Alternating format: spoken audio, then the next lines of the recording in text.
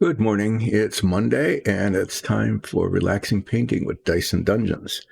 I thought I'd start on time today, just because I hadn't in a while. Usually 2 or 3 minutes late, but today, Monday, yay, right on time. Um, Things ended abruptly and early on Friday because our internet crashed about an hour and 45 minutes into it, just about break time, just before the break. It decided to take a break itself, and it didn't come back for quite a while until later that afternoon. But it seems to be working. Hi, who? Yes, I will do a flip. It seems to be working this morning. We'll see how far we get. Um, So, in the almost 2 hours of relaxing painting on Friday, all I managed to do was put gray on the base of the Otyugh. Okay, I did that, and then I got the armor of the. This is a bronze dragonkin, although the armor is bronze. He's going to be brass, probably with a wash, and I hope it comes out okay. But I think the armor ended up looking pretty good. You know, the uh, the bronze with the gold highlights, make it look. It's a dragonkin. It's shiny, right? So today, what I'm going to do is I'm going to put some gray wash on the base of the Otyugh so that it doesn't look so flat. The light in here is on. So that helps. Now there's some light on the work surface. It's always kind of interesting turning this on Monday, especially to find out what doesn't work. Okay, my expanded large print version of the chat screen hasn't been working now for a couple of weeks, and apparently there was an update of some software, and now I can't even get the moderately expanded version going. So all I've got is the tiny print version. So every once in a while, if I see something on the chat line, I'll stop and put on my glasses and try to see what it is. So with my glasses on, if I get them in exactly the right place, it has to be like that. Okay, good old trifocals. I can see that who is asking for a flip. Yeah, so what I'm going to try to do today is finish the Otyugh by dappling a dark gray wash all over the base of this so that it doesn't look so monochrome. I'm going to attempt to finish the bronze dragonkin, at least the base coat. If the brass dries quickly, okay, I need to paint the sword and the hilt. Okay, so those little details, I'll get those done. I'm going to then, and I'm not sure how this will work. I can either use the speed paint. There's a yellow speed paint that I think will go over but not cover the brass. I might try that. I'm going to try that to like maybe one of the feet, okay, that I can repaint quickly if there's a problem. And I'll see how that looks. And the alternative is to use one of our brown washes. I've got 3 colors of brown, umber.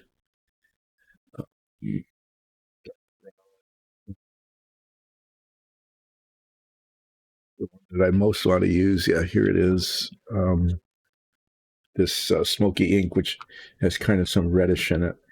But that would have to be applied really, really lightly. Otherwise, it will darken everything up too much. Anyway, get the base coat on the dragonkin. Paint the sword. Let's see, the dark gray wash. This one is almost completely empty.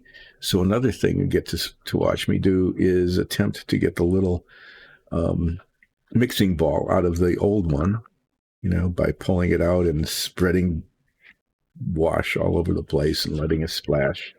And then opening a new one and putting it in there. We recycle those little mixing balls because I don't have any more. Use them all up. putting them in all of the paints that we have, so that there's one in every one. And when a paint is used, we have to transfer it to the next one because, I don't know, it's like everything else. Sometimes you say, I really should be doing that, and then you never get around to getting it done. It was that kind of thing. Yeah, so I think what I'll start with is the watch, because that's kind of a thing that can be done and not have to worry too much on a Monday morning about messing it up. I'll use this old. It seems like my not studio workbench here keeps getting smaller.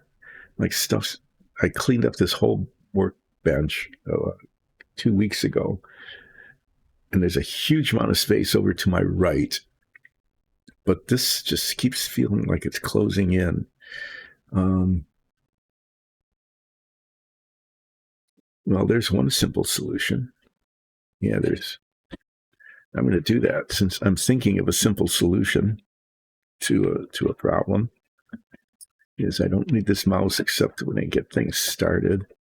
Oh, yeah, let me flip something before I forget.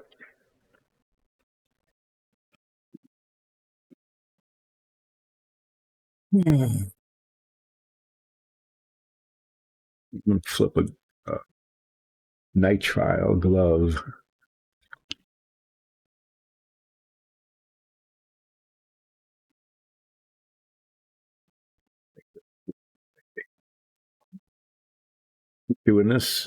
Keep doing this until break time. Yeah. Good. So I'm going to move my brushes, which use up about 5 inches of space here. All these handful of brushes and pens and stuff. I'm going to put them over here where there is more room. Be interesting. Let's see if I can find stuff later then. Let's see, I've got these. I'm grabbing the ones that I use most often.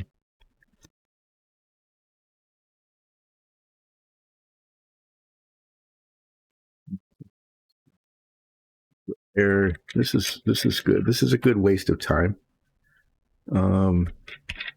Instead of painting, I did that.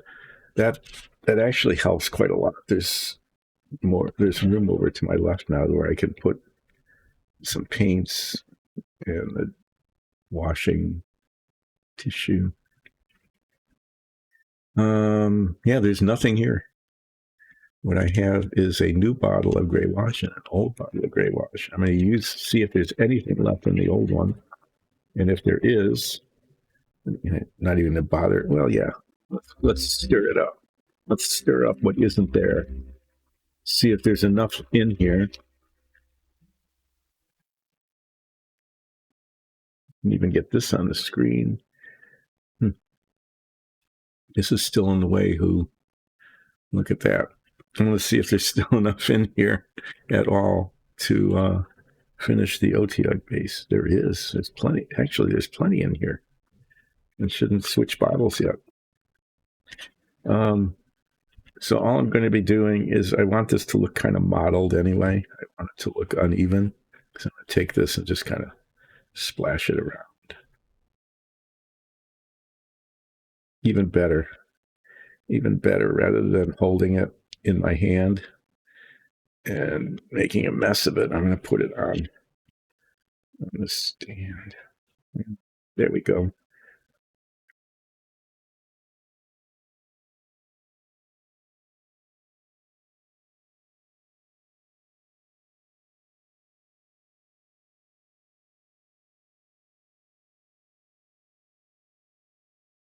One thing, I keep rediscovering this. It's always, I don't know, it's kind of amazing. So on Friday, before the internet crashed and stopped, just ended the stream abruptly because it just ended. Because it wasn't streaming, because the internet wasn't working. Was that it took me an hour and a half Took me an hour and a half to get this much done. Okay. And the preceding Monday, Nikki, who actually is an artist,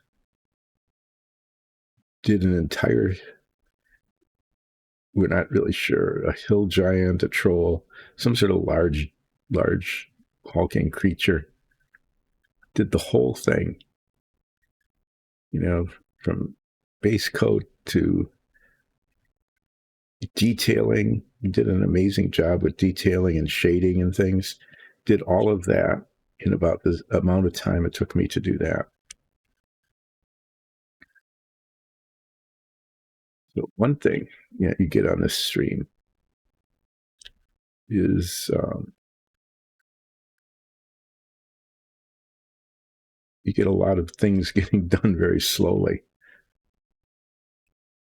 Now, if you want to see things getting done very slowly, join in on Submarine Wednesday, where every Wednesday I attempt to make some progress on this 1960s vintage Renwall submarine kit that I am doing to relive my childhood, because I built one of those when I was like in 7th or 8th grade or so.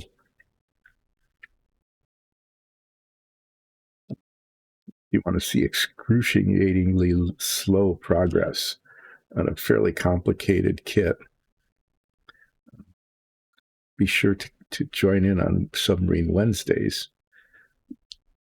This Wednesday will be particularly excruciating, I think, because I'd nearly finished after, 2 months of Wednesdays. I've nearly finished the mess and bunk decks.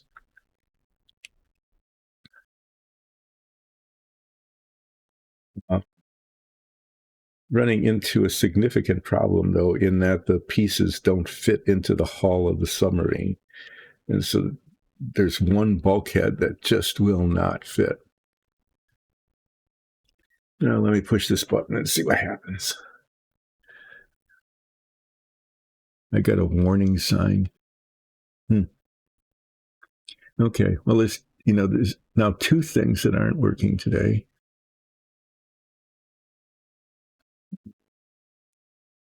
One is my chat screen isn't working, and my large print version, okay, that's just not working at all, period, not even in its smaller version, much less on the alternate screen. If that dries like that, that'll look okay. And the music isn't working, so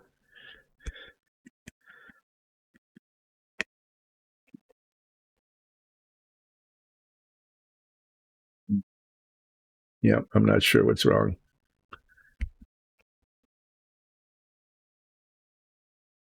I could reboot that program. It starts up automatically, which means that it thinks that it's going to work regardless of what I do, but it didn't. I don't know. I wonder what would happen if I did that. If I like ended that program and restarted it. Probably something. I don't know. I'd never know, because I lost my mouse cursor too. No, not going to get it going. I have no idea.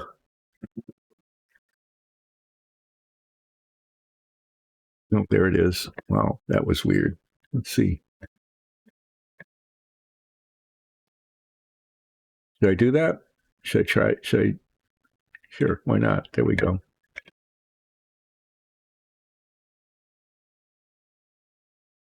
I mean, the rest of this seems to be working. Is the stream still working? There was probably another software update. These things come, and then I come down here just before it's time to get started, and sometimes things aren't working, and I don't leave myself time to fix them, and nobody else is around. It's not exactly early in the morning.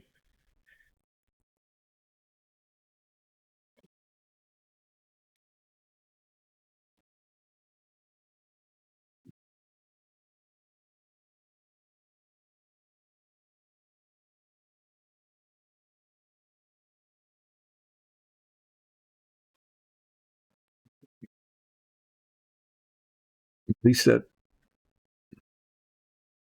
no, no, okay, it's not playing. I got further than I did last time.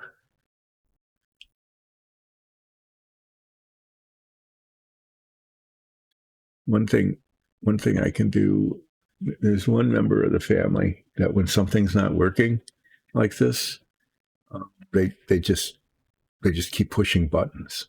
Like painting stream playlist. Okay, let me. Is it? Wow, I might have done it. The little counter is counting. At least it's within its tiny little electronic brain thinks that it's working.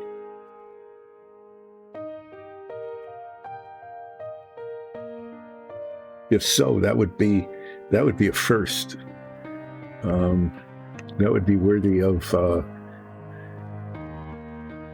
Look at that. Good. Now I've got music. Now I don't have to ramble. It's Monday.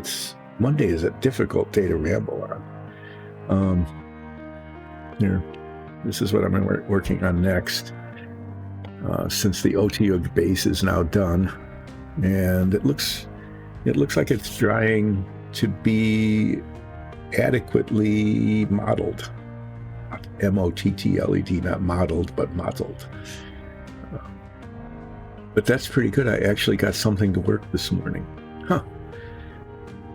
Should make a short of that. Like, old guy performs miracle, gets a piece of software to work. Something like that. Because that just doesn't happen. So I moved the brushes. That was good. I moved them so that I now have a little bit more space here to work with.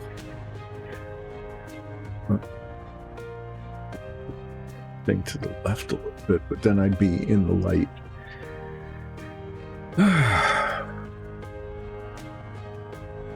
Well, I guess I can't procrastinate too terribly much longer. I'm going to have to take my glasses off to do the rest of this, and maybe even have to put the head magnifiers on for some of it as I attempt to get. Should I make this closer? Let's see if we can keep it on screen. There's all these gray areas, all over the place, need to be painted brass, except for the sword. I need to. The blade, I'm just going to paint like dark aluminum.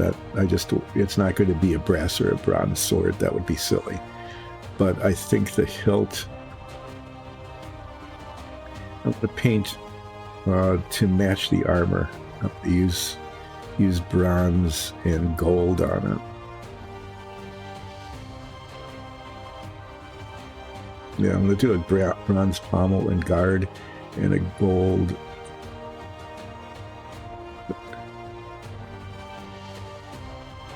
It's a piece of something that shouldn't be there on that.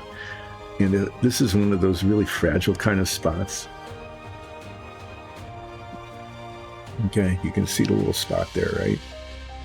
That's one of those really fragile things where if I try to scrape it off, I'll probably break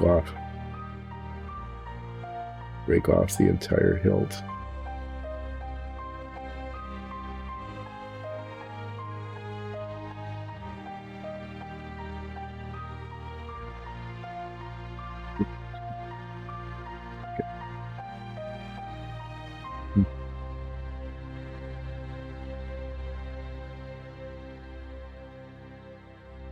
No, I really should.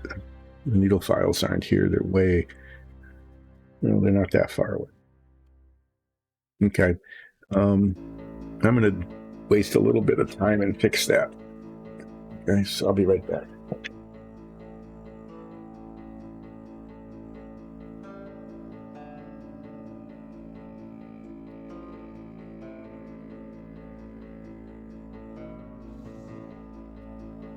We've got these little needle files. You'll be seeing a lot of these on Wednesday. because I found the parts to the control room for the submarine, and they are all really a huge mess. They have a lot of flashing on them. They have mold marks. They have, some of them have flaws too numerous to list even. They're just very, very poorly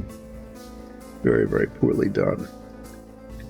And so they're going to have to be filed and sanded. Now there's just two little marks at the bottom of the blade.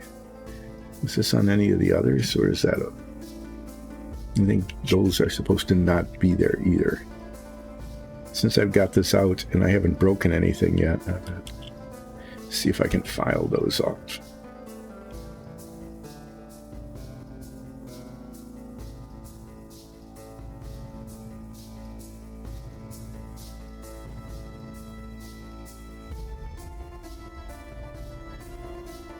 Should have done this before I started painting. I do things when it's a logical time to do them, when you can do them as a way of procrastinating later on a Monday. So what's he saying?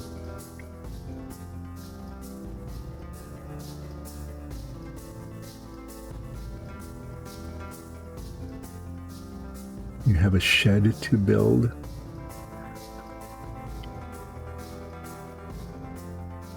Yep, on your shed.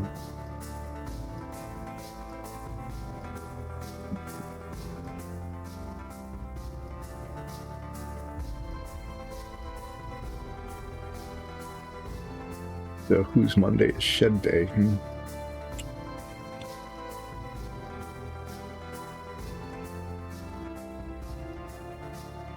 Anyway, yeah, I'm going to be working on this bronze dragonkin, and if I get fairly far along on this, and you never know, things move very slowly when I'm painting,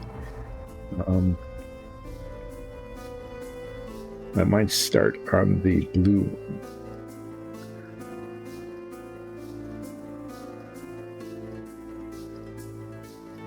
Okay, I'm going to use brass on this. This hasn't been used at all, so it's going to need big stirring. So even though this is a bronze dragonkin, I'm using brass because I want it to be a lighter undertone, because I'm going to have to, in order to bring out the detail, either use some speed paint or a wash on the exposed skin parts, the bronze skin parts. And both of those will darken it quite a bit. So I expect that when this is done,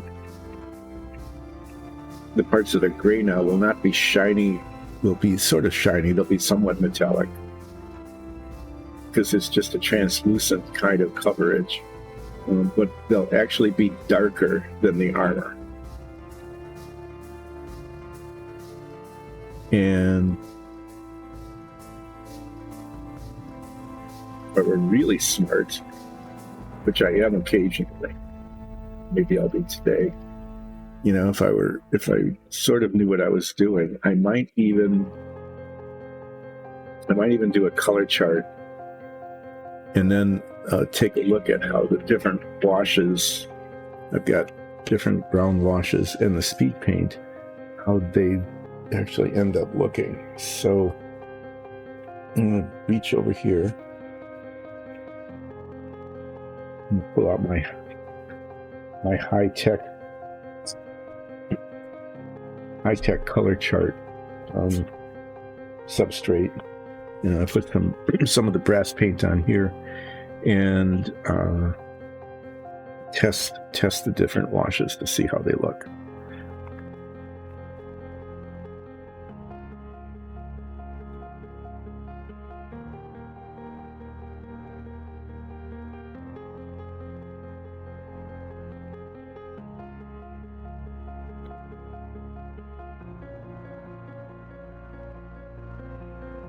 Even move this over here so you can see where the paint is coming from. I'm going to use this brush for most of it, where the tolerances are fairly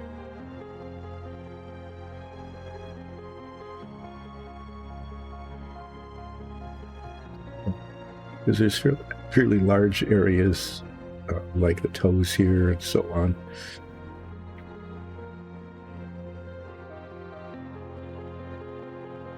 And this brush provides enough control, and I'm painting up to the bottom of the surface that I can do that. Now this brass paint, this is pretty nice. I'm glad I didn't realize this exactly. This is kind of serendipitous. Lucky, this is just lucky, is that it's got more yellow in it. And because it's got more yellow, it looks sort of orangish. So I'm guessing that if this is very lightly washed, that it will look more like bronze than the bronze actually even does.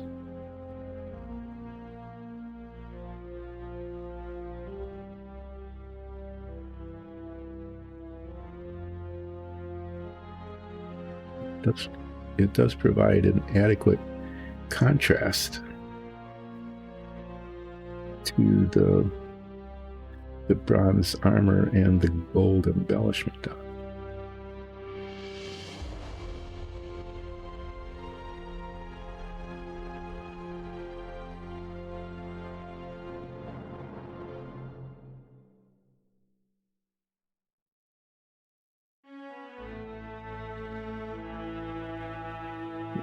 This model, this is why another reason I need to put a wash on it is that it has a really nice kind of scale pattern, and we want to be able to see that. And you can't see it if it's just monochrome color like this. It would require some sort of wash on it or speed paint, or one or the other.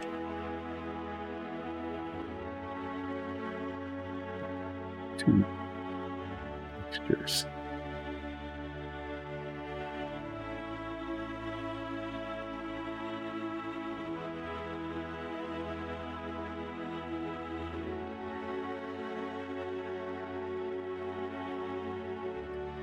Oh, here.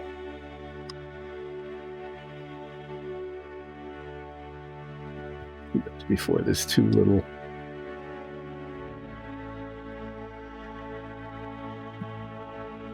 Just more little mold mark things. They're not molding in this case, but printing. Little printing blips.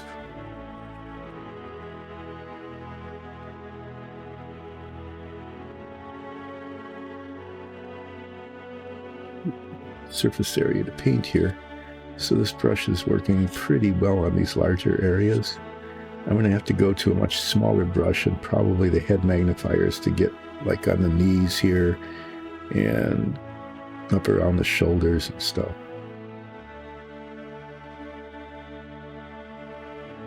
This is good for like the tails and the tail and the feet.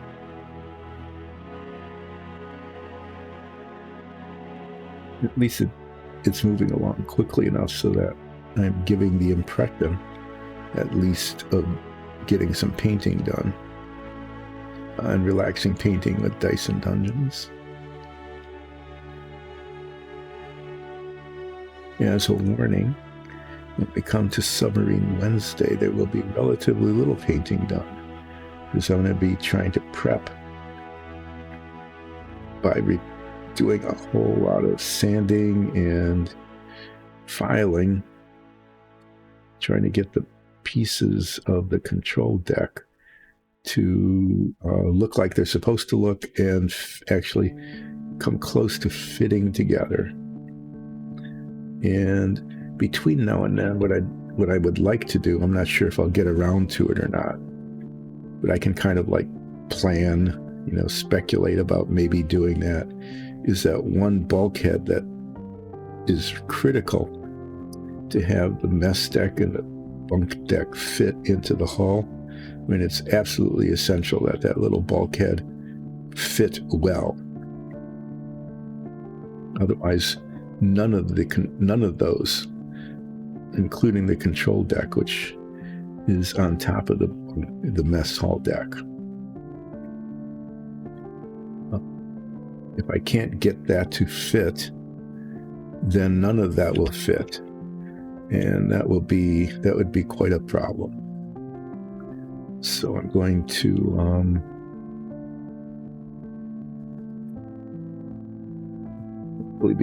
I don't know how long it'll take. I think it's just going to be really fiddly, just a lot of fiddly work back and forth and so on to get that to work. And I'm going to see if I can make some time to do that between now and Wednesday, or at least, sometime in the near future, so that you don't have to watch me just go like file and sand a little bit and then file and sand a little bit and then, maybe slip up and say some words that are not like PG-13 rated or something. Anyway, yeah, if I can do that, that will be of great benefit to anybody who's watching Relaxing Painting with Dice and Dungeons, to not have to watch me try to do that on the stream. But despite the fact that none of the pieces fit and they all are going to require a great deal of manipulation, I'm going to do all of those on the stream because you need to see that, I think, to appreciate how the model fits together and what those pieces are like when they come off of the trees and stuff. But there's just a lot of pieces, including some more of those tiny little rice grain sized chairs. And they just are, as usual,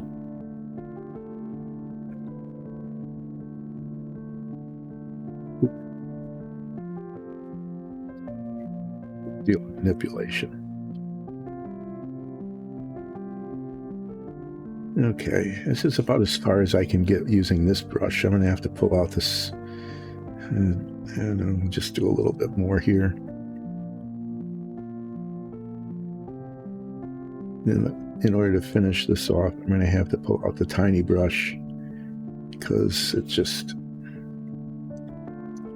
just requiring me to reach into places that this brush is not, it's not tiny enough for. Yeah, see, I just like hit the bronze armor there.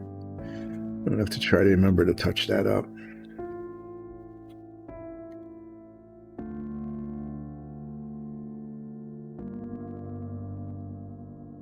Okay, let me wash this off, and I'm gonna put on, well, that was premature. Let me do this.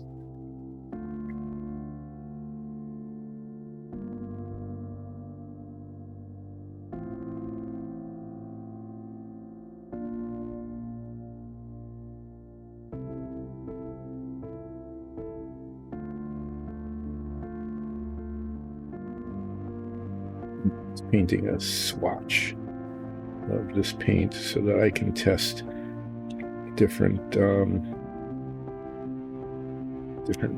overcoats.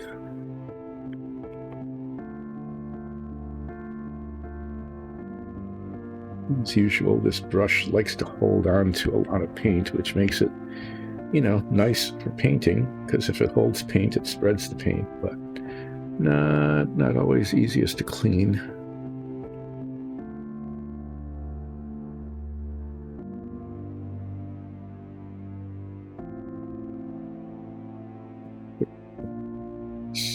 What happens when I put those on is always a little distressing, in that I can then see all the flaws that I couldn't see when I was just using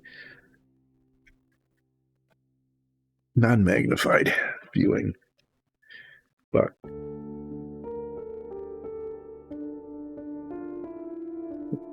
Need to use this tiny brush, and in order to effectively use it, I need to make my head big.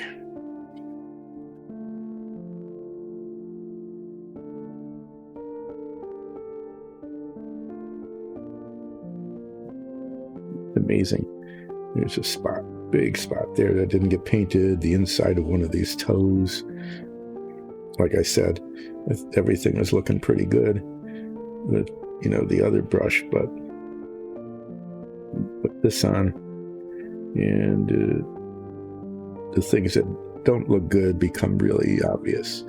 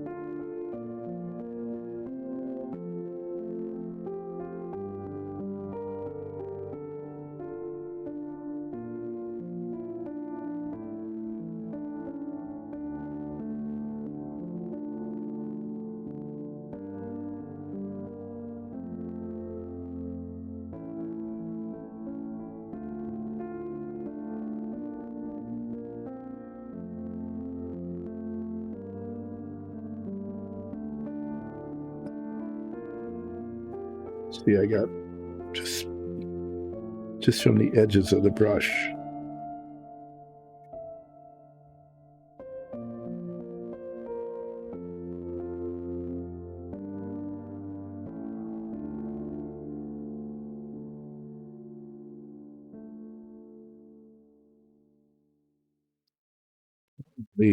Looking at this on screen, you probably can't even see the difference in color between the brass that's going on and the gold embellishments on the armor. There is enough contrast, I think, to be effective, especially once I put a wash of some sort on them.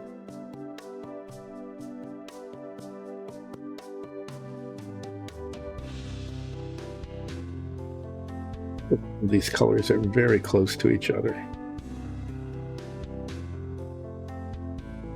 They're all kind of, the yellow family of metallic.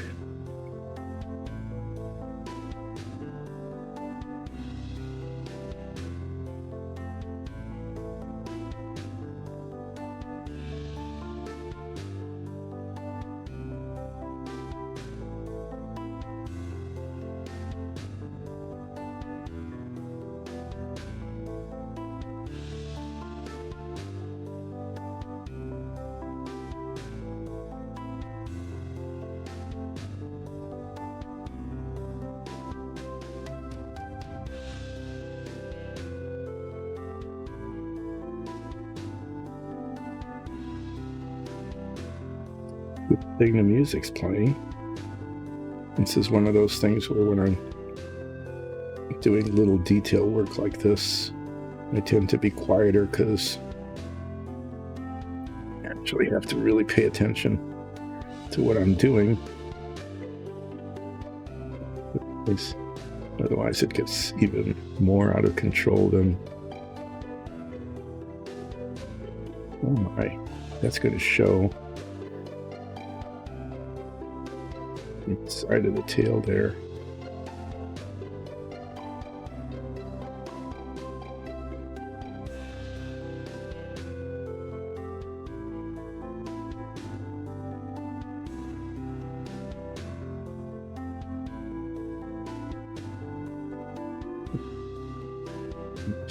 Okay, yeah, the knee here. Working on the left knee.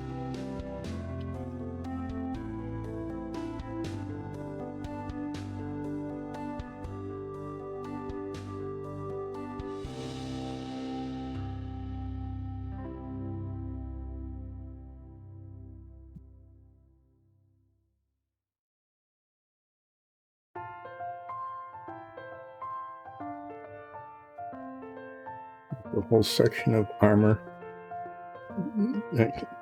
I now see that never got painted bronze.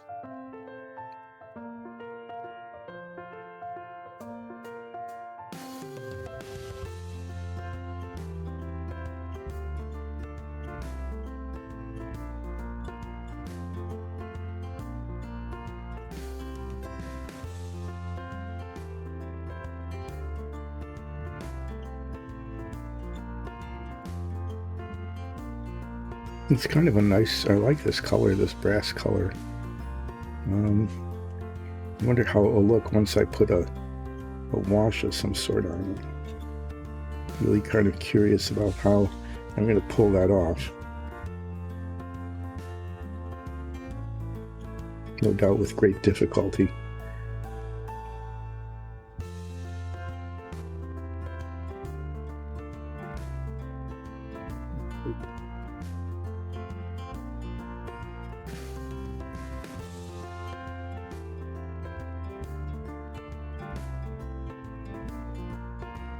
Anybody old enough?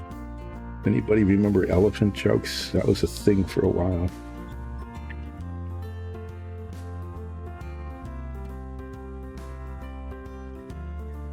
See if I can remember an elephant joke. Why did the elephant paint its toenails red?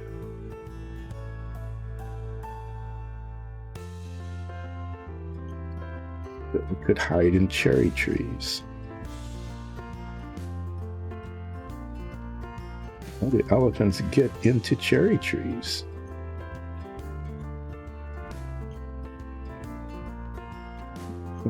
Flying helicopters. That made no sense, did it? How do elephants get into low-flying helicopters? With great difficulty. There. And that, I think, thankfully for anybody who might be watching this stream or listening to it later on YouTube or as a podcast or something, is glad to know that that now exhausted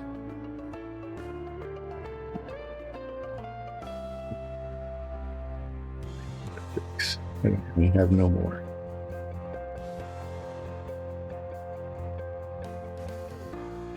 Okay, paint the head here.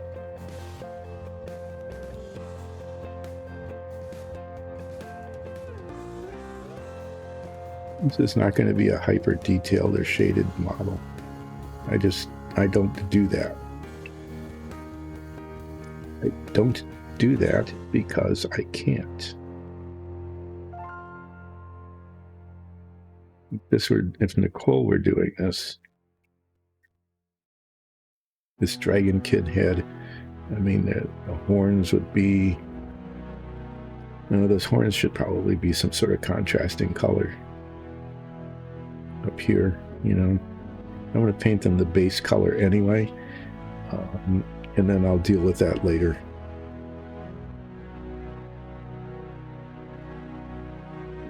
I'm tempted to paint them copper. That's kind of like the color around the collar here, but I think that would be, I don't know, it just might be too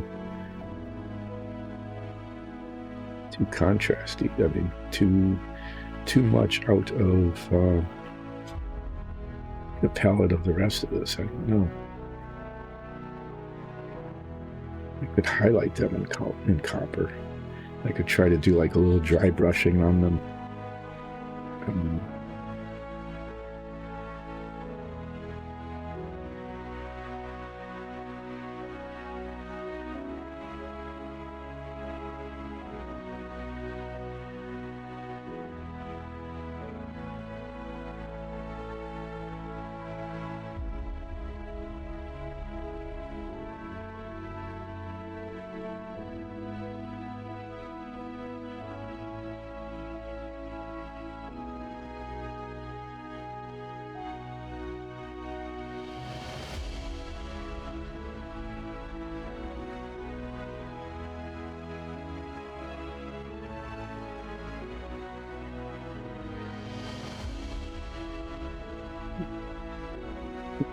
decent demarcation line here between the neck and the collar.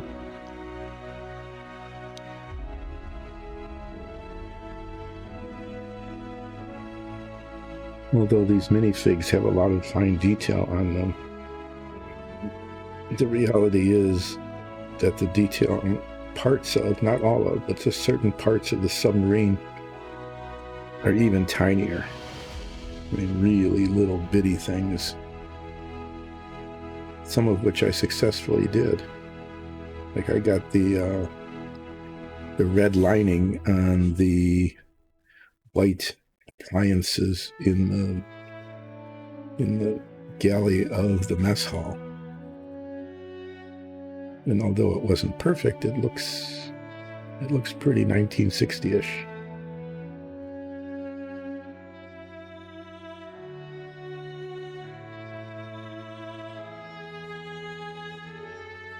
Everything just went out of focus there. I moved my head and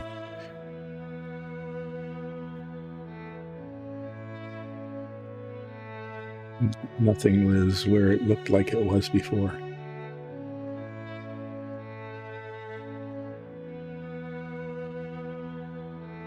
Okay, so now I'm looking for spots like that one.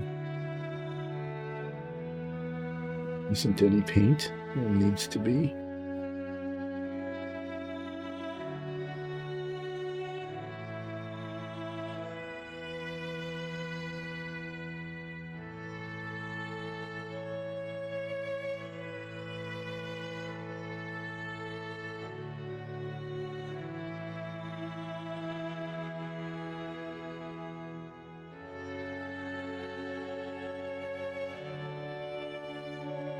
Giving us, one more kind of look around. Make sure I haven't, there's no big blops of gray still showing somewhere.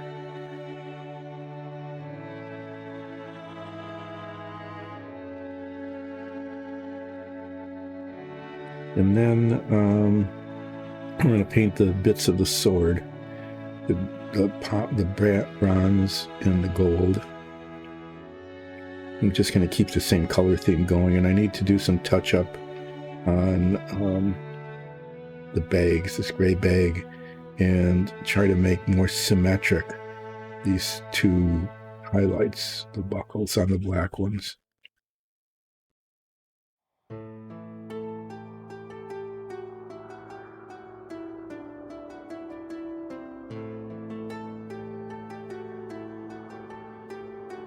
Okay, well, I'm sure I'll discover something later. There's something there.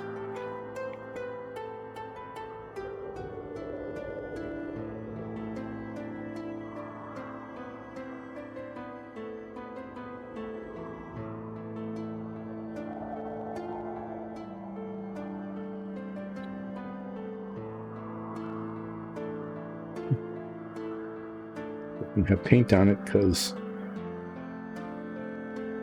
really hard to reach.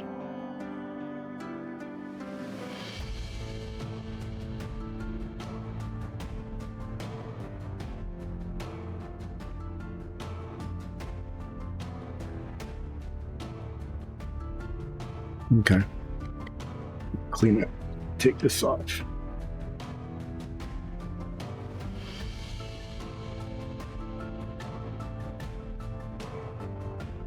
Okay, yeah, so you can see the skin tone is pretty close to the armor colors.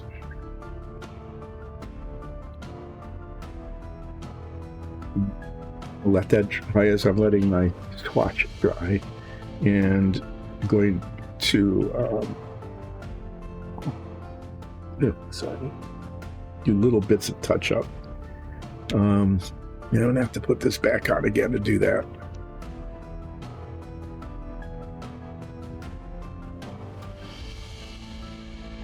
So what I'm going to do is I'm going to touch up the bags where I hit it with the brass color. Here where the buckle is too big compared to the other one. I'm going to paint the sword bits, and at the same time I paint the sword bits, I'm going to touch up a couple of spots on the armor or either I missed it, there's a missing spot, it's not covered well, or I touched it with the wrong color. So let's start with the dark gray. There's hardly any of this. I'm just going to shake it by hand here. I don't need much. I need like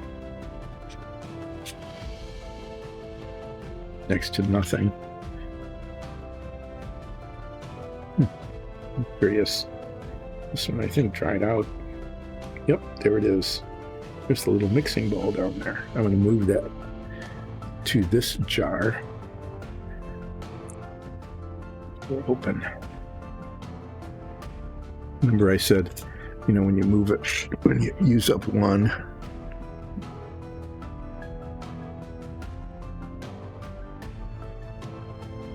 there. This one's almost empty already too.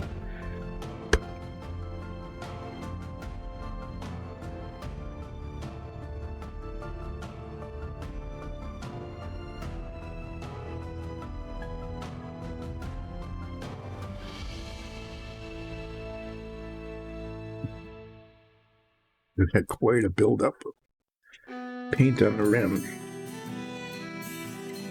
Okay, that jar's gone.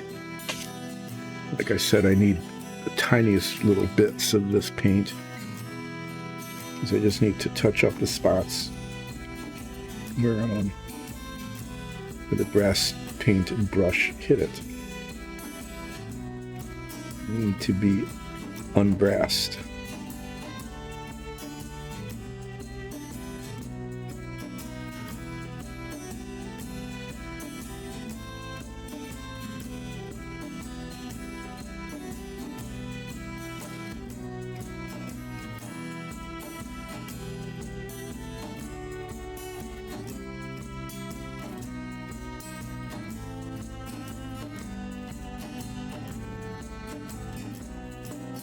Nope, that was all. And the same sort of thing with the black paint, is just the tiniest little bits of it.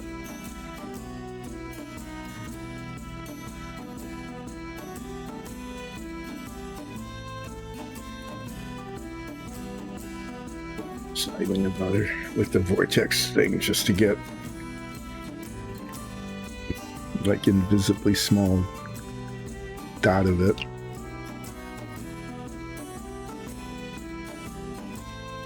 And all I'm trying to do here is, you can see this is smaller than that, as I'm trying to get this larger one to be symmetric.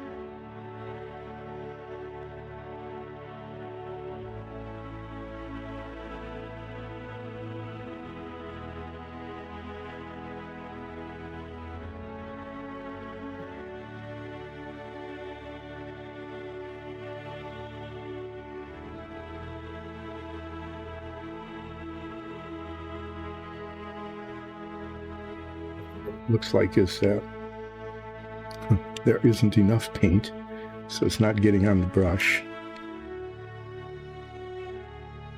where it's just drying quickly on the brush. Anyway, whatever I'm attempting to do here isn't working, and it looked like it would be very simple and straightforward.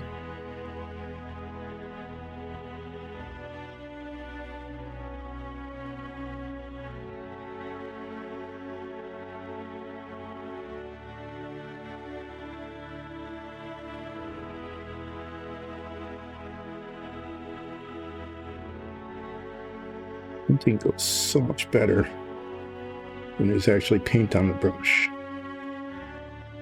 Do those look like they're about the same size now? Yeah, much closer than they were. Okay, now I'm going to use a little, yeah, now I've got a lot of black paint on this brush. Yay. I'm going to be pulling out the gold and the bronze paints and painting the parts of the hilt of the sword.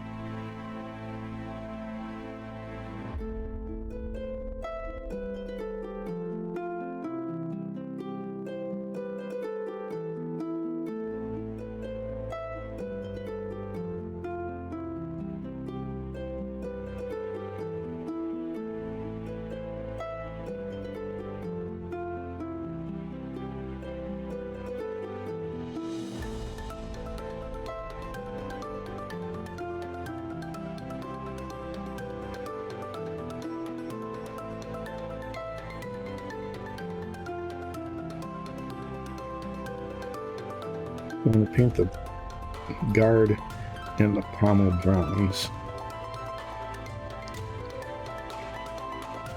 I think, as I said earlier, I just don't want a whole mess of different colors here. When I paint the blue the other ones too, I think I'm going to kind of limit things to just like 3 or 4 colors.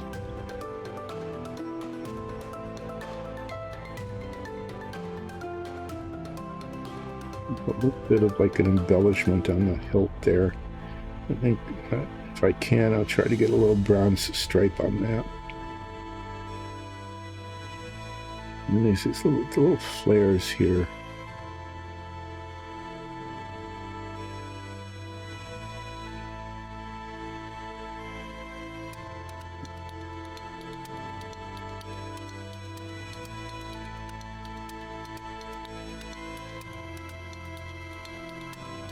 Okay.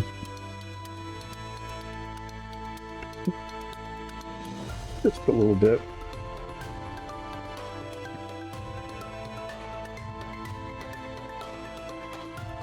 It is the largest thing on the work surface. I couldn't find it.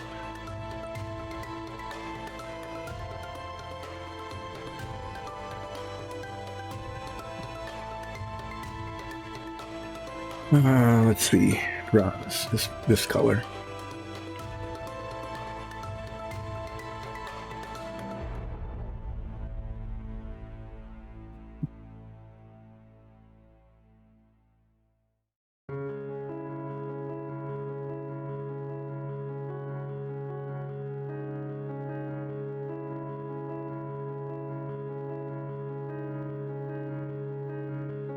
And with this, I need to remember, I think I'll do those spots first, that there are a couple of spots that needed touching up on the armor. So, like back here, where I got some of the brass paint on it.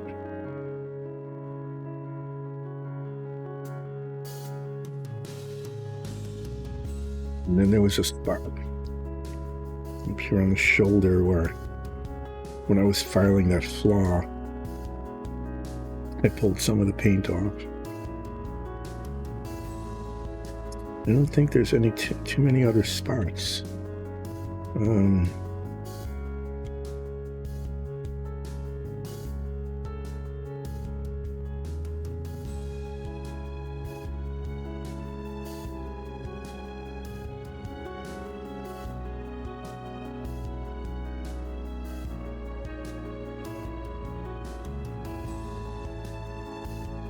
under this light, the head magnifier, the differences in the colors are really clear. I don't know if that shows up for you all.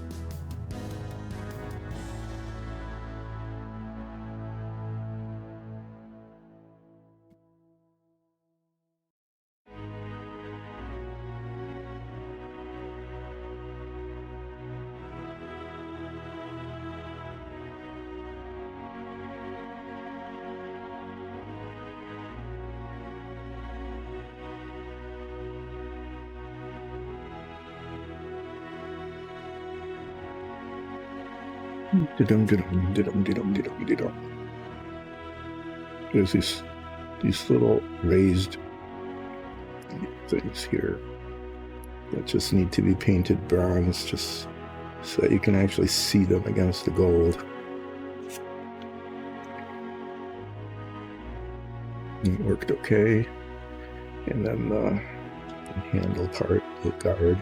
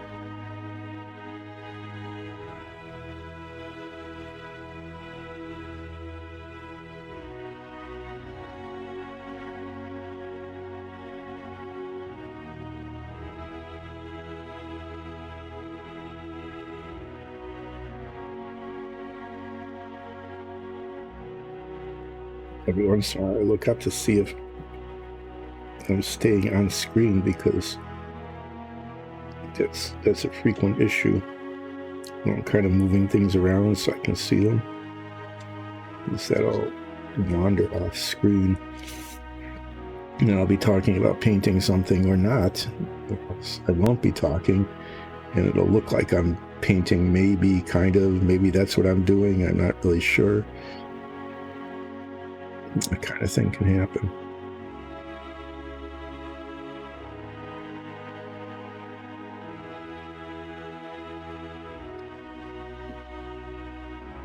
There isn't really something there. I want there to be a bronze stripe here. But otherwise, that whole part of the hilt looks really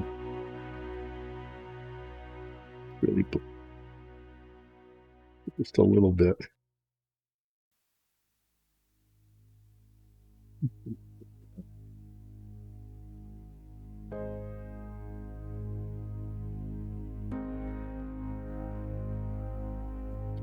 I wonder if there's any of this paint that's still wet enough to use.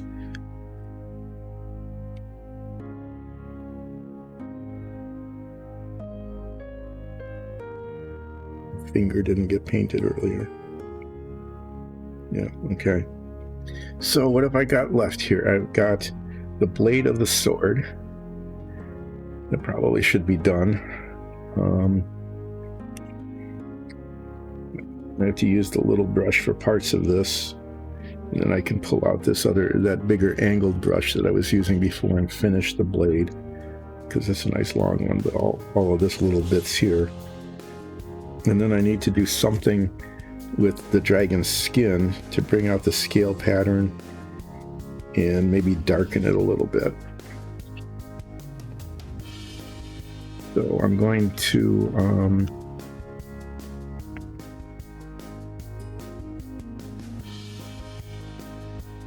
use the metallic. I think use one of the Viejos because I don't want the metallics are really good, but they're very thin. They're made for airbrushing, and what happens then is that they'll run, and I don't want to have it run on me. What other kind of shiny things I've got? Chainmail silver.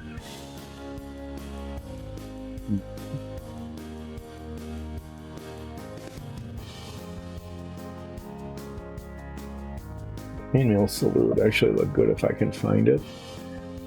I don't think I've had that out in quite a while.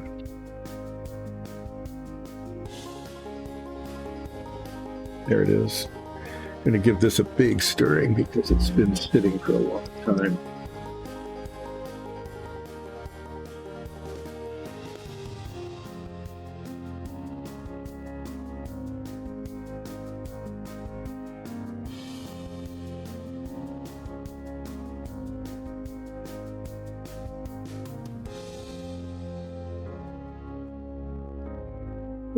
Wow, I've been really quiet today. Why haven't I had anything to talk about?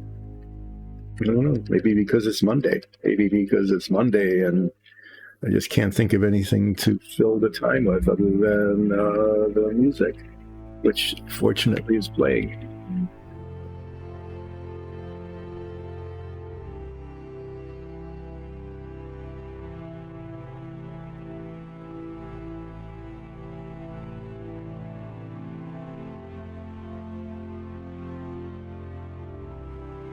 But we'll see how this paint behaves. Like I said, I haven't used this one in a long time. We used to use it quite a lot. This was our go-to silver color. Whoa. Well, now a lot of that is out. Sometimes it's hard to get even a drop out, and sometimes it seems like half a bottle wants to jump out on you. This was one of those that felt like half a bottle wanted to jump out.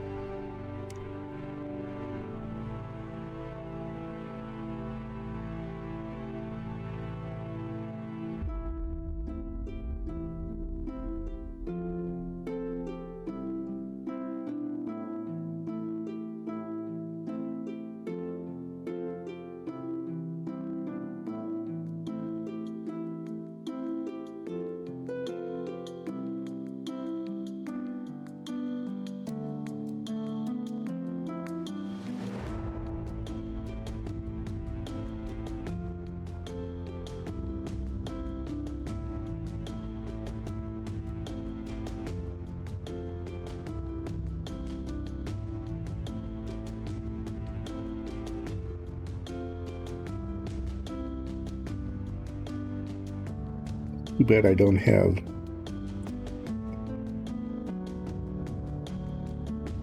anything else to paint chainmail silver, because that paint's just going to end up being wasted, which is a shame.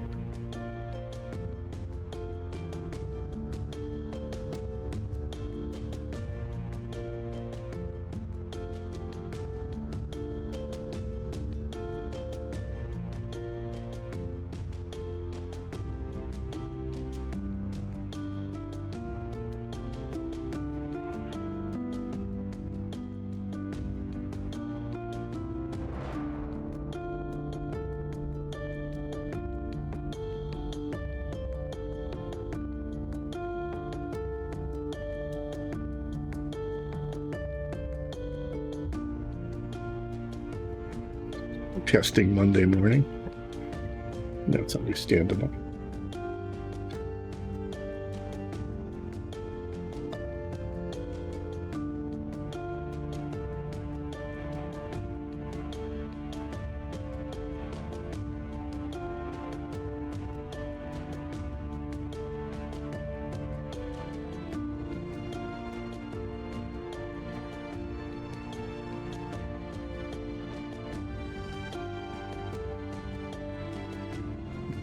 These paints the metallics reflect on each other. And sometimes it's just hard to tell what's been painted one color or what, is there some bronze or brass or something that isn't getting covered, or is it just a reflection of it?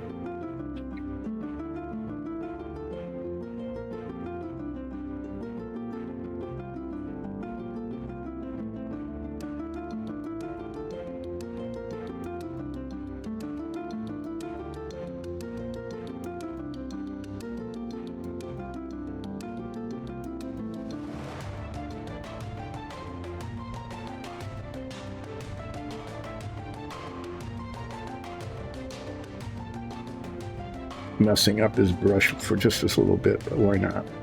It'll just go so much faster to do that than it would be with that little brush, tiny little bits at a time.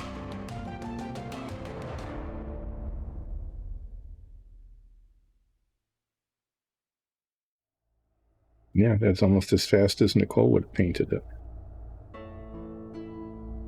All right. Okay, well, there we go. This is so far the super bronze tone dragonkin. The sword is now done, and obviously what still needs to be done is I need to do something to bring out the detail, the scale patterns and stuff in the dragon skin and make it look a little different in color tone than all the rest of it. And that's why I have this swatch of the brass colored paint that I used for the dragonkin skin, and which I am now going to test different washes on.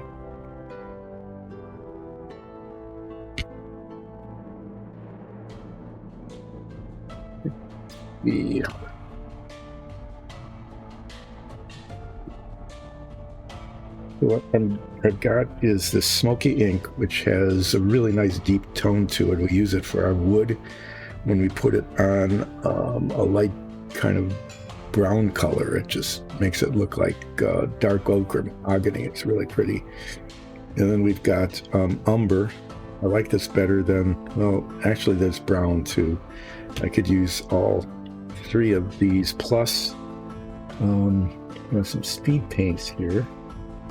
And one of them is supposedly yellow. Zealot yellow, which I used on the Otyugh. Okay, and it's kind of a yellowish color, and the darker tone, which seeps in like a wash into the crevices, is kind of a brownish color, so that might look okay too. So I've got these four things. I'm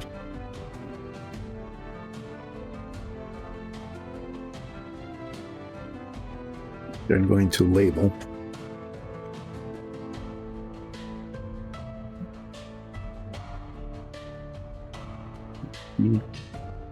Yep.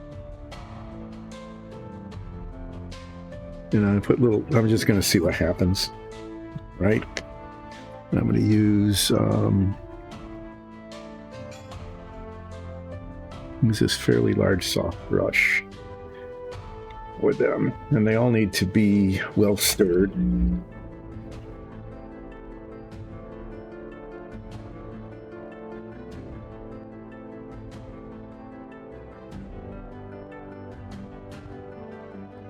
Checking chat, see if anybody's chatting. It's very quiet today.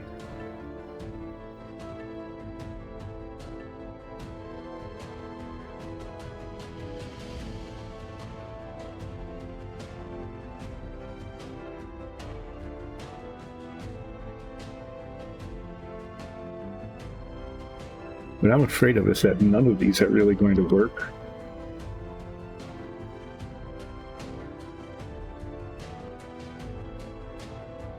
And then I'm not sure what I'll end up doing. What I should do is just let Nicole do it. But she does good stuff with shading and, you know, this kind of thing.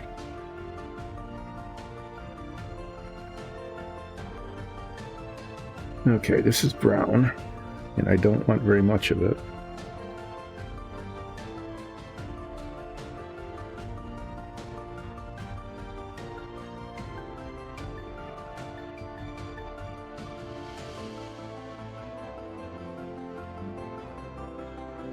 That might work if I'm careful with it.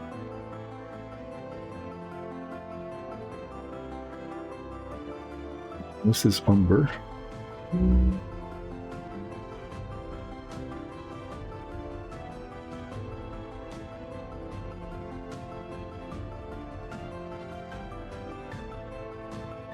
Umber. There's just a little more pigment in it. So it might be...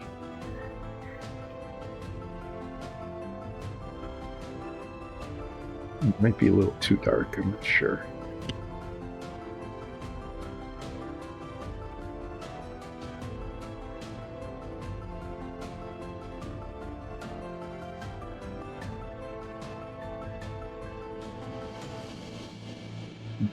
Not bad either. I think these washes, if I'm really careful with them, I think they might have the effect.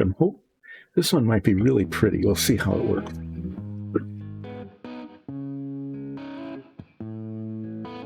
The umber is a little too flat, I think.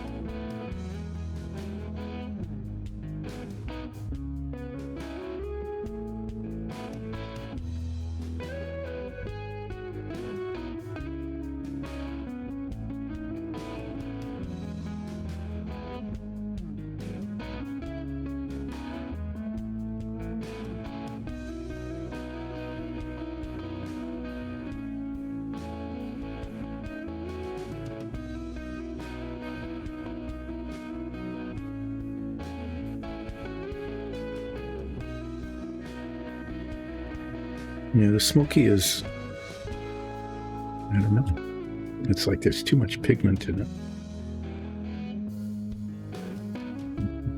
Maybe get a dry brush effect here if I can.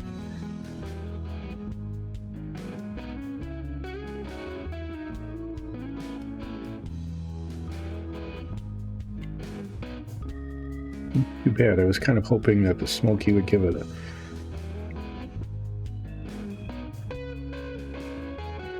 have a deep tone to it, but it almost looks coppery instead of bronze, so I'm not sure about that. And then we'll just see what happens with the speed paint.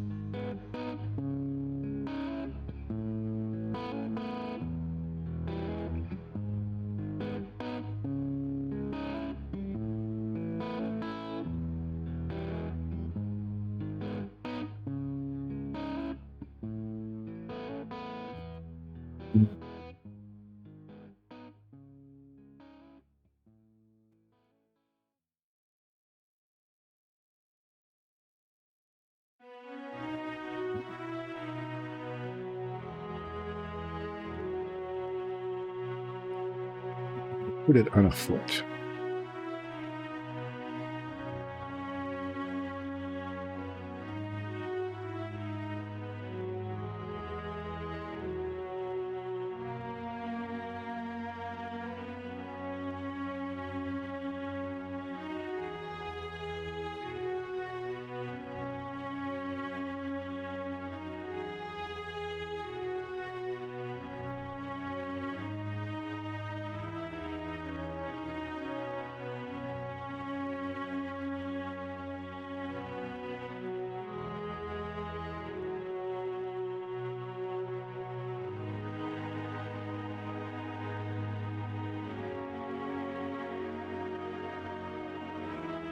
Okay, I'm going to do a compare and contrast here. I think that doesn't look bad. I want to see the only other one that might be usable is the brown. Yeah, I still got a bunch of brown here. I'm gonna just do this on the other foot.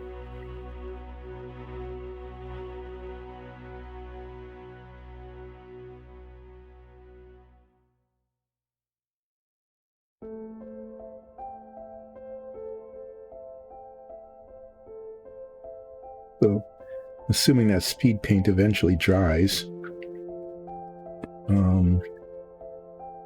or the wash eventually dries, one of these is going to get painted over. Okay, because I'm not going to have a two-tone bronze dragon, but these are the two that can work at all.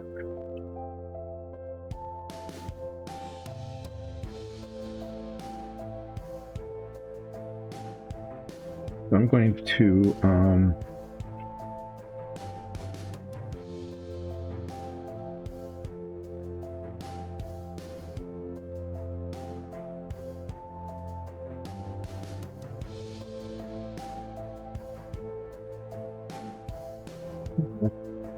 these dry, and I'm going to get an expert opinion from Nicole.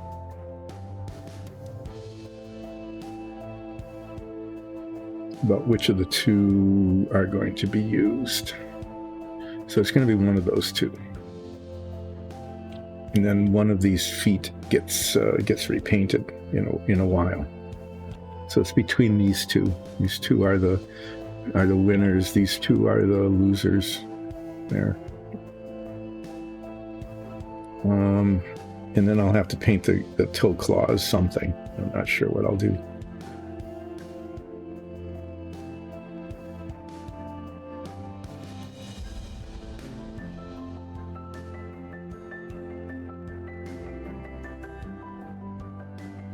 It's up there. I'll put a little bit of wash on the sword at some point.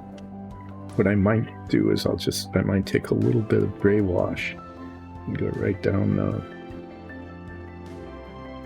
the blood channel thing. I think that's what it's called.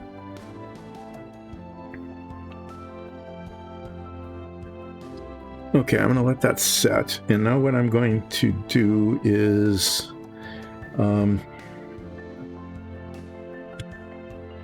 got a blue one.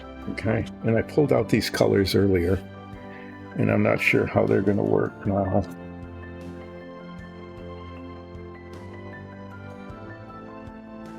Thinking, part of the armor is going to be royal blue, and then I don't want to get into purples.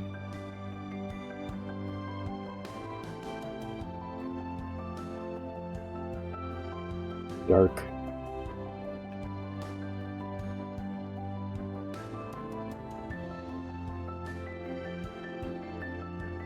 I don't really see these colors very well. There's flat blue and royal blue. Royal blue is a little deeper. Okay, the ultramarine gets a little purplish. And then I got this regular blue that I think I'm going to play with these colors a little bit.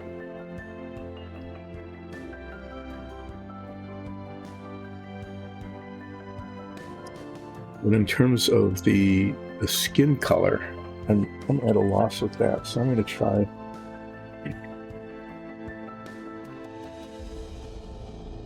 I'm going to try some things here. While I'm waiting for these to dry, I have to wait for that to dry before I can really do anything. Turquoise, let me find this other blue. I'm going to be using this later. We'll just be trying a bunch of colors out here.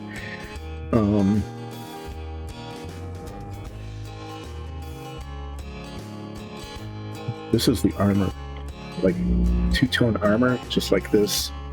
And I paint it the same way with a base coat and then highlighting the same places.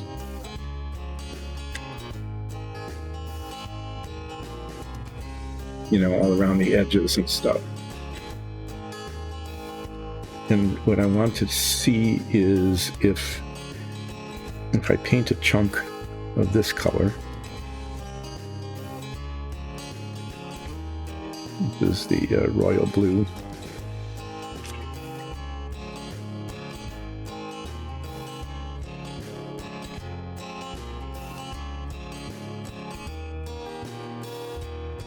I'm trying to see if this other blue is going to be dark enough for the edging for it to show, or if I need to find a different blue color.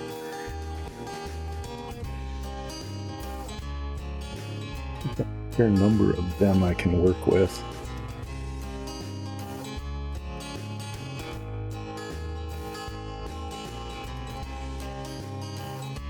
That blue, medium blue, is too gray. Always light blue, so I'm going to try two different things.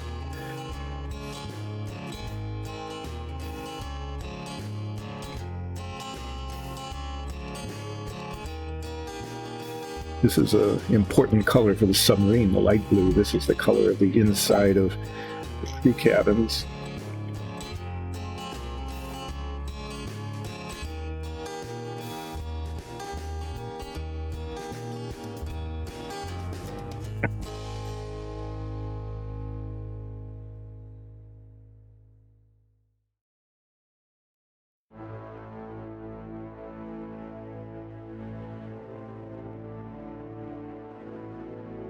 It's an okay color, but it's not, I don't think it's vibrant enough.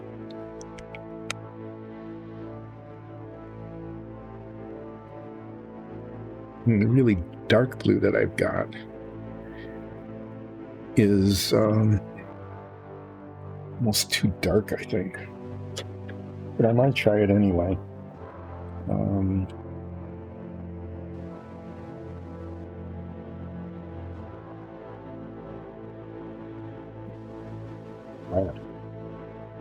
Well, I hope this works. I haven't used this in ages, so this is going to be really settled down in there.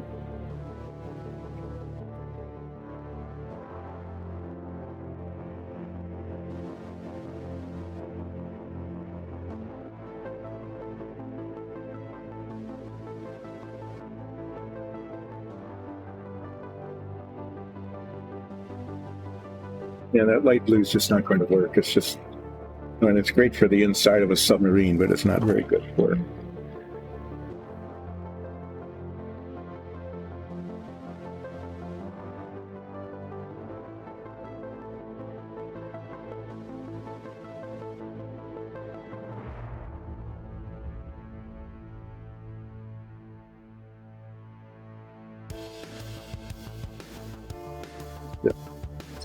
So long. Here we go. Yeah, I don't think this has been used for like a year. And there's not much of it either. Okay, I don't need much, but we'll find out if it works.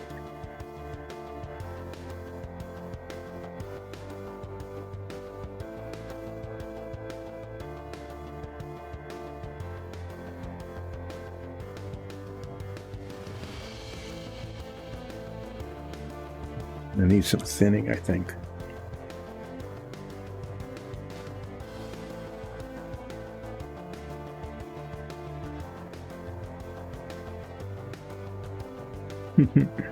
Yeah, no kidding. Wow.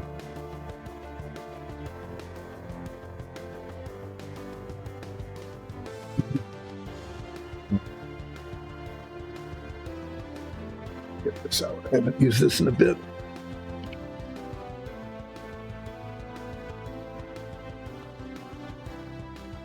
That is so little on there. Well, I can't remember using this blue for very much. But if I'm going to use this for like edging the trim, I want it to be fairly thin, and definitely not as it is now. So I'm gonna be messing around trying to get this to a decent consistency, but it is the right color. Okay, you can see as this is drying that if this is the armor color, then I can do a darker outline. If I can get this paint thinned enough to a consistency that's usable. If I can get it to be usable,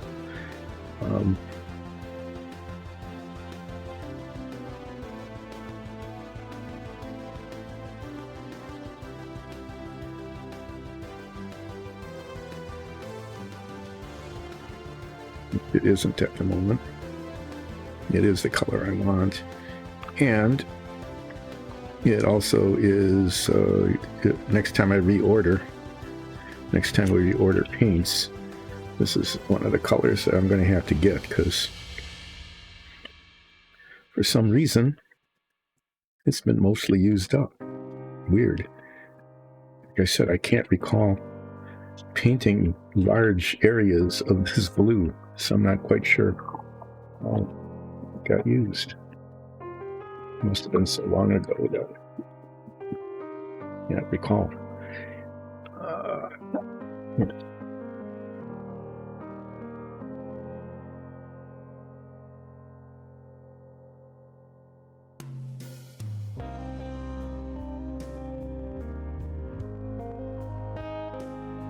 So I'm experimenting with this for the armor. These two colors I'm going to experiment with for the body color.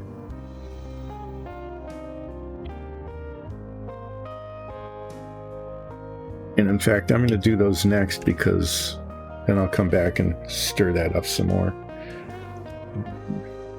This I made a mess of it, so I need another piece of sacrificial lined paper.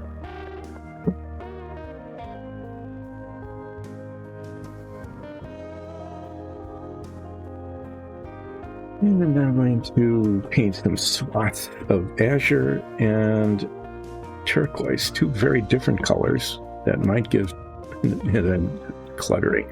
I'm making a clutter mess here. Two quite different colors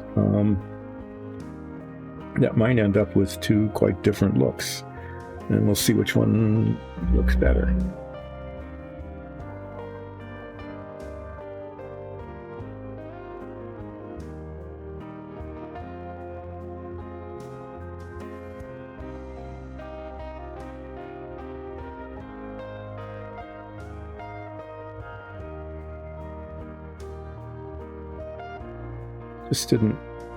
Sometimes this turquoise just does not stir. So this is, it doesn't look like that. That's just, pigment is not mixed in very well.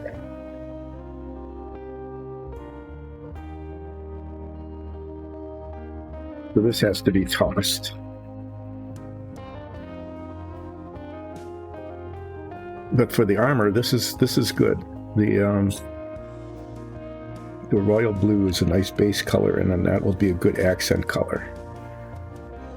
It's okay. I'm okay with that.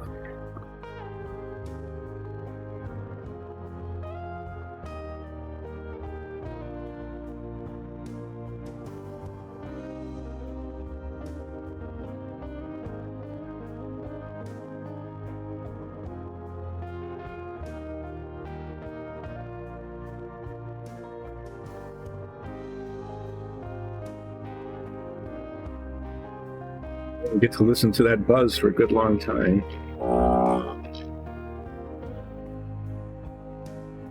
Get another sacrificial piece of lined paper because this one needs to be set aside. Hopefully this is mixed this time.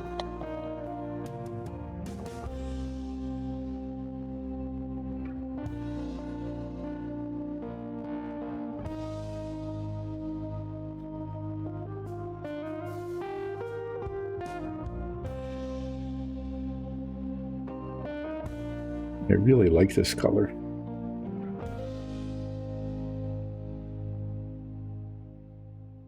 It might be too dark for the skin. I don't know. We'll find out. There's two different washes I can put on it. We have a blue-gray wash, and I think a speed paint, and just gray.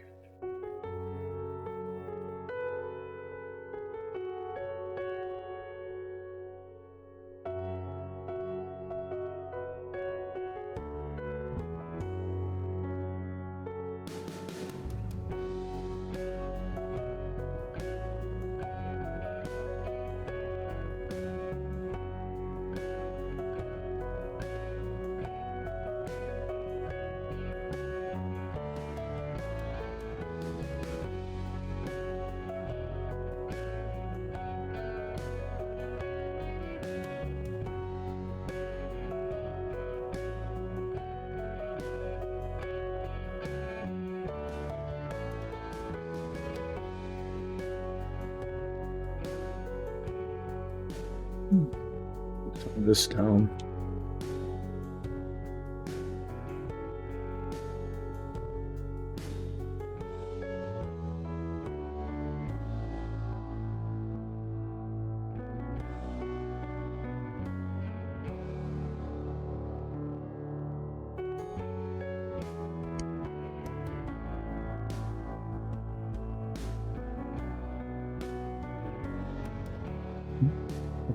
Yeah. And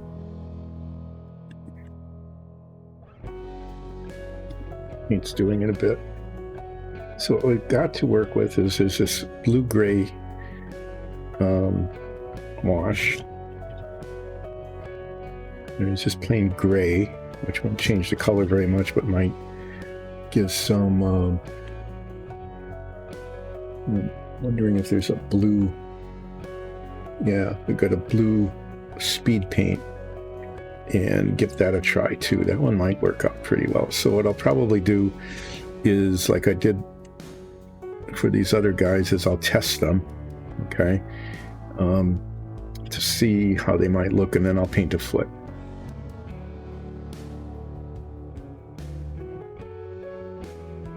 But I'm thinking that the blue dragonkin is going to be this lighter blue with a wash on it. I mean, I could paint it blue, but then, you know, it'll lose some of the texture. And although the turquoise is really pretty, I think that it's too green for a blue dragonkin. Let's stir this up some more. See if it's getting any better in terms of spreadability.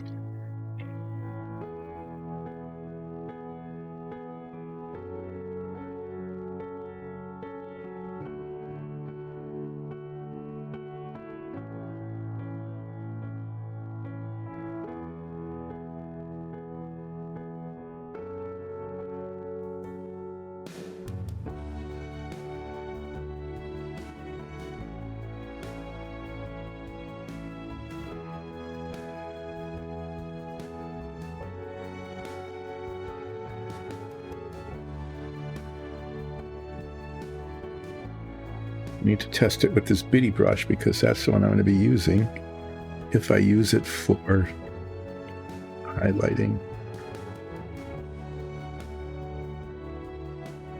What I'm going to be doing is I'm just going to be painting these tiny little stripes, basically. Yeah, paint shards.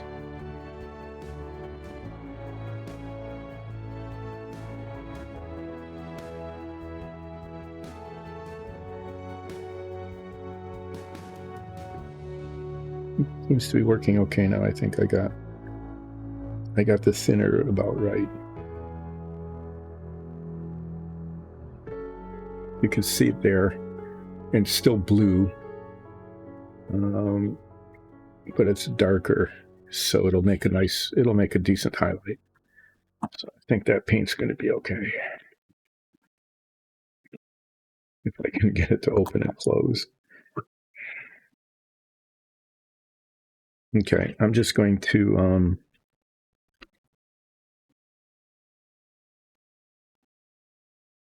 clean out the threads here a little bit at least, so I can close the thing. Wow.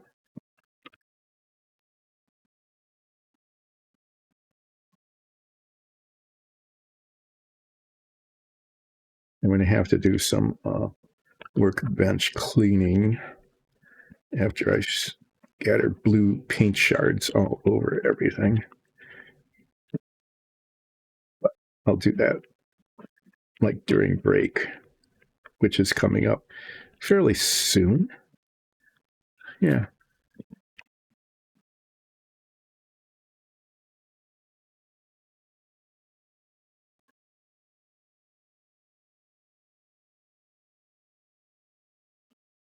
Okay.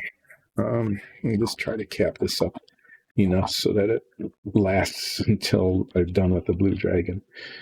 Can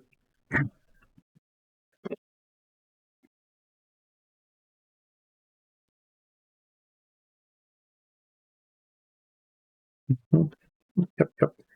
I'm going to dump this. Be right back. If I don't dump it, it's going to get everywhere.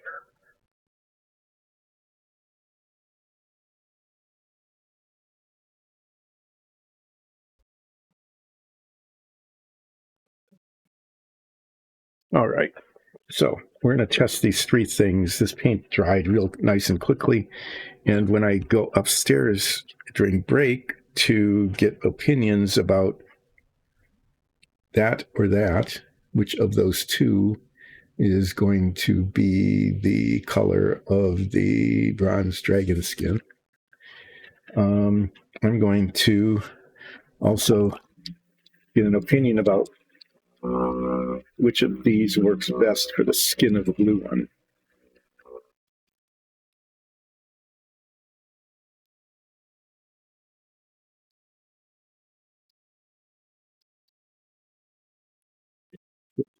He's sitting there, it'll ruin what's left of the bristles.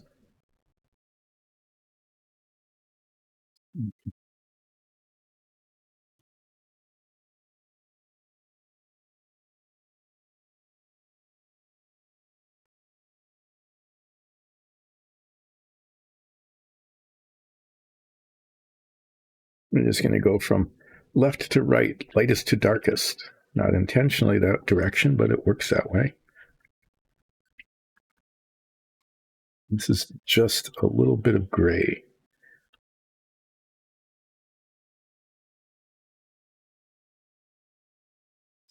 And I think what this succeeds in doing is it just makes it look kind of muddy. Yeah, I don't think that's going to be very good, but we'll see when it dries. This is blue gray, which is also gray, but it's got a little blue in it.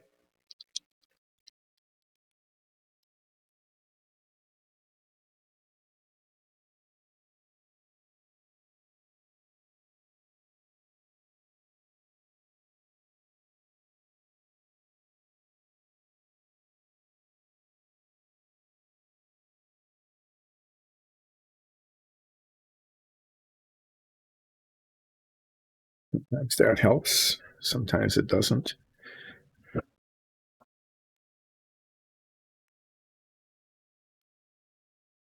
And I'm going to put this on both of these colors. Whoa.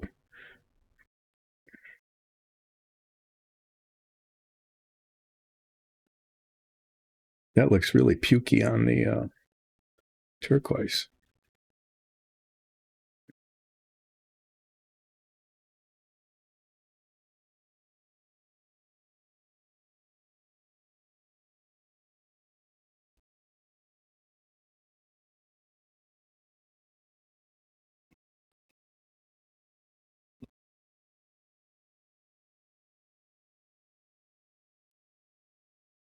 Okay, and then this, I'm really hoping this looks good because so far nothing else is.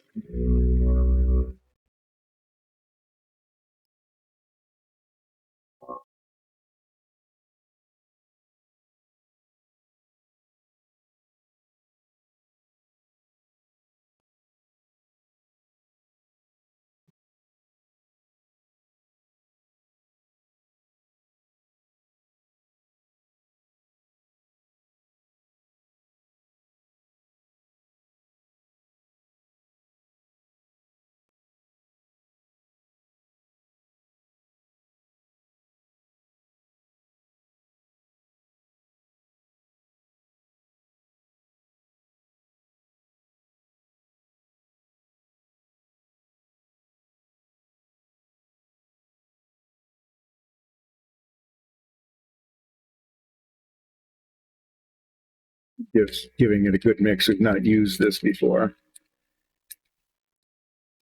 Sure, everything is settled pretty badly in the bottle. It says, that it needs to be shaken well. So we're getting it well shaken here. Do that for luck. Okay, see how this turns out.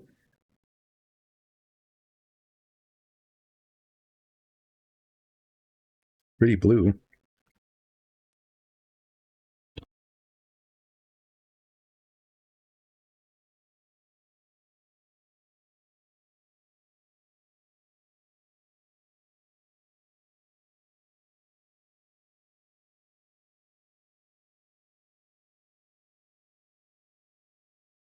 That's a surprise.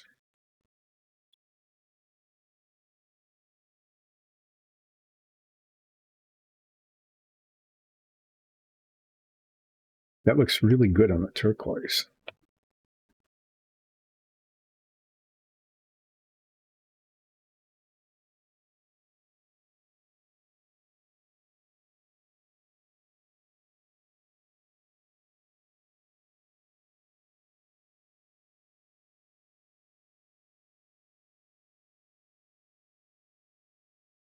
Okay, well, the other two definitely don't work. So you just set those aside.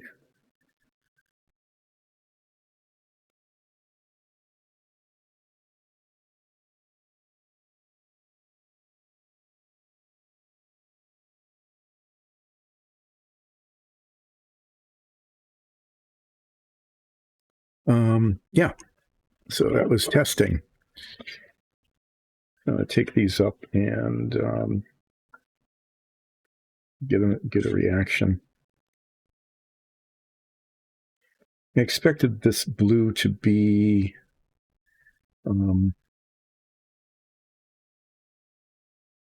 more translucent or transparent.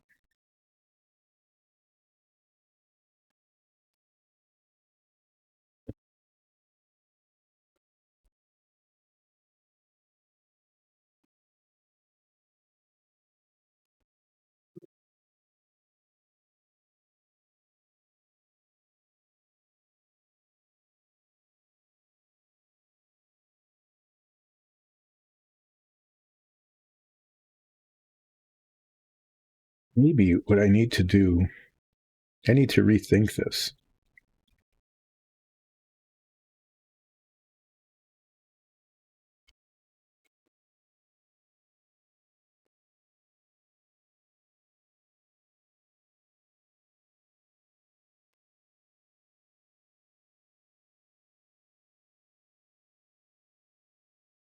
Because that speed paint is it's a really nice color.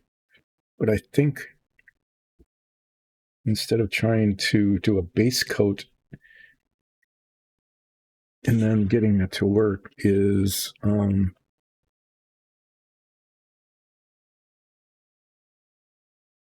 it's ivory.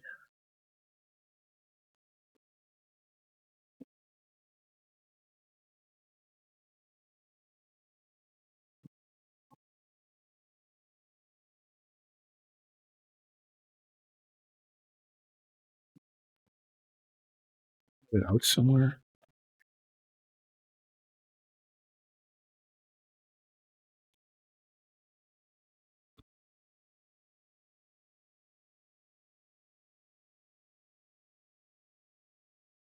It's always yellower than I think it would be. I'm going to try. I'm going to do this before the break. I think my break will be a little later than I was planning, but I want to get some opinions.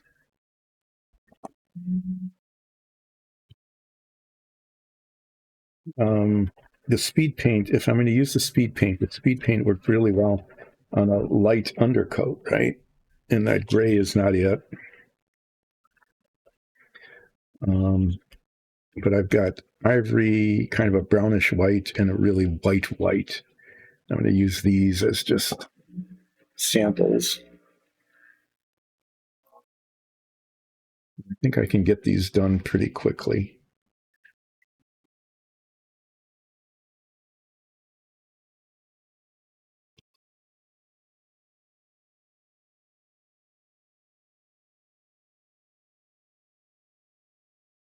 Because I hadn't used these speed paints before, so this might be an opportunity to try to do that. It's a really nice bright blue. It's definitely blue, dragonkin blue.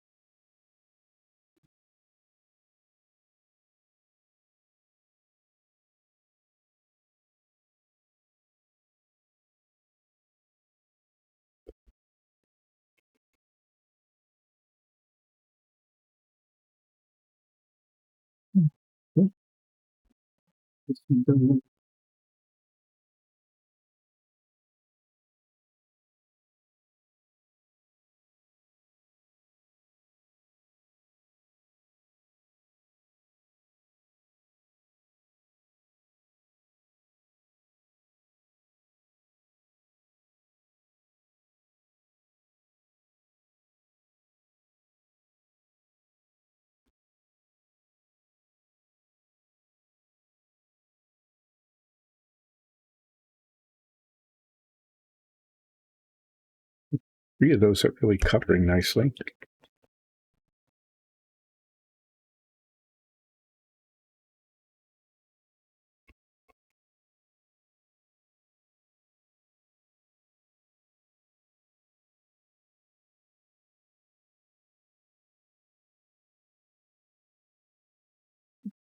Depending on how that looks, I might rethink the armor. I might just look at doing blue armor with turquoise trim, or even vice versa. I don't know why I'm spending so much time dinking around colors on a dragonkin thing that will probably show up for like 15 minutes on our stream sometime, or maybe even never. It's like painted blue and get on with it, right? Let's put some blue paint on it and move on.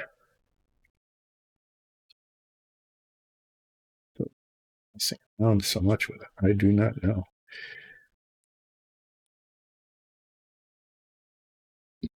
It's the same little issue here. I'm just waiting for paint to dry.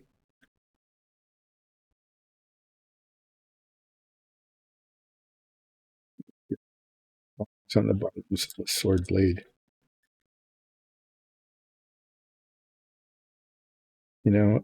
Seriously, why am I spending so much time worrying about the color of these dragonkins? Well, maybe because it's just a way of using up time on the stream. I don't know.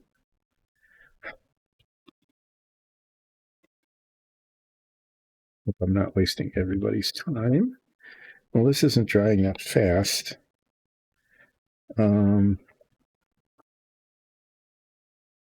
They get try it faster.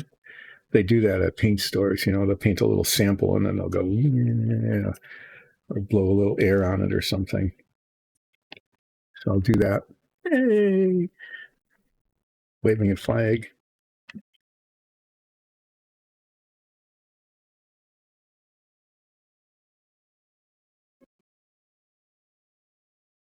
I'm going to test it with this brush because when I'm applying it, I can't use a much bigger brush at all.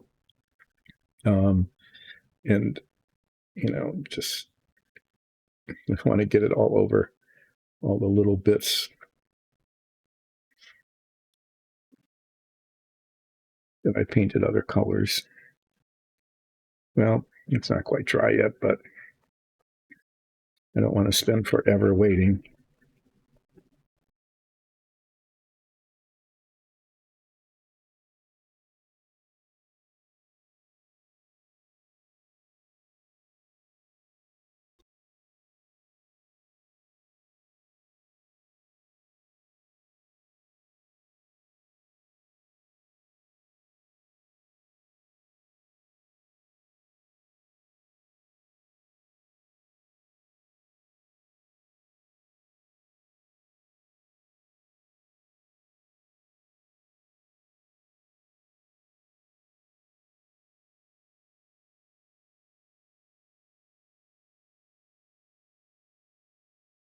As it turns out, it looks like it doesn't make any difference at all.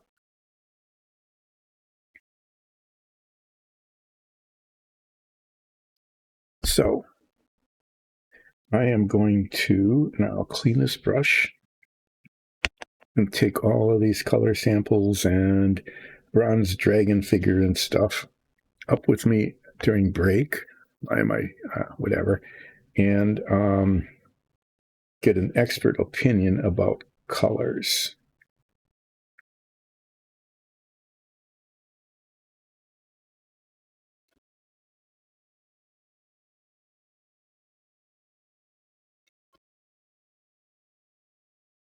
Yeah, so I will be back probably around 12:30ish, 20, 25 minutes, something like that. And we'll continue to make exceedingly slow progress on these dragonkin. But, it's been kind of fun testing different colors and things out. And we'll find out which of them is going to work. See you in a bit.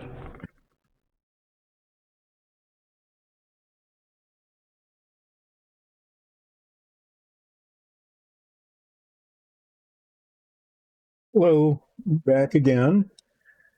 And we decided that this color, I have to turn the right camera on.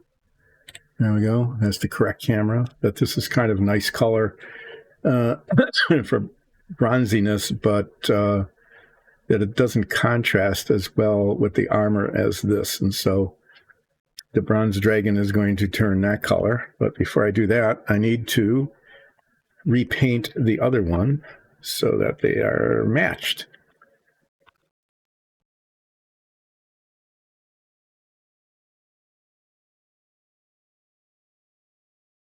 And then we had some discussion about the blue one.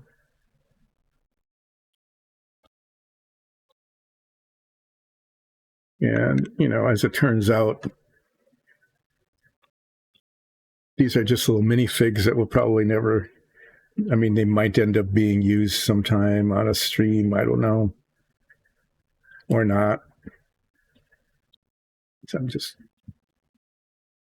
repainting this foot so that it is the same base color. And this is the yellow speed paint. And it seems to work pretty well on this. Wanted to keep the metallic look, though, so use the base coat. And in terms of the blue one, which is now going to replace the Otiug on the top of this thing. There it is. As far as the blue one goes, what we decided was that I'm going to give the speed paint a try for the body color, because that's kind of a nice blue color, and just do it right on the primer, because apparently that's how it's supposed to work. And given that color of blue for the skin, I'm going to use turquoise for the armor, because that's a really cool color. And then probably this blue, the flat blue, as the trim. Hopefully that will work. I could use azure as the trim. That would contrast with the body color a little better. But I think that it clashes. Anyway, we'll see how it looks. It's not that, really, in the scheme of things, it's not that big a deal. So what I need to do is get out this. I'm going to use this brush, this angled brush, because it holds the paint pretty well. And I'm going to use the yellow speed paint. Excuse me. On the body color, on the hands and the tail and the shoulders and the head and all of that. Whoa, okay. Is that a spot that just didn't get painted or what? Something got rubbed off there. Oh, okay. Well, really, that's quite a thing there.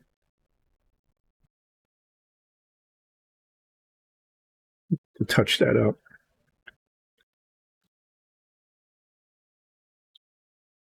Up in front, it looks like it got bumped or something or scraped off. Sorry about that, but you can see it there.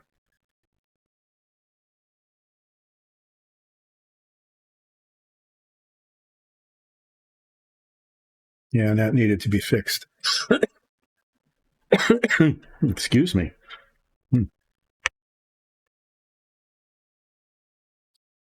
Yeah, I guess everything is ready to go.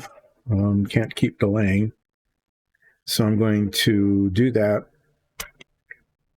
Wash on all of these skin areas. Hopefully it will look good when it's done. And then the toenails and the horns, I'm going to paint ivory with a little bit of that smoky ink wash at the bases, just to give it a little, whatever, different look. So we'll shake this well.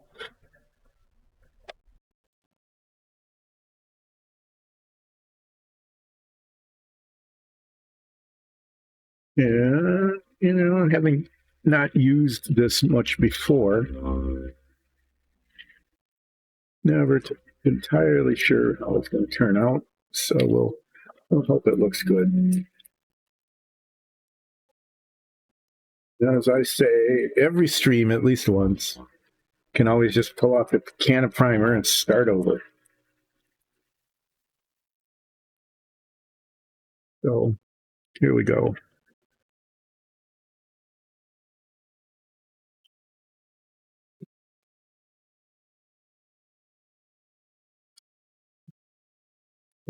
Hands.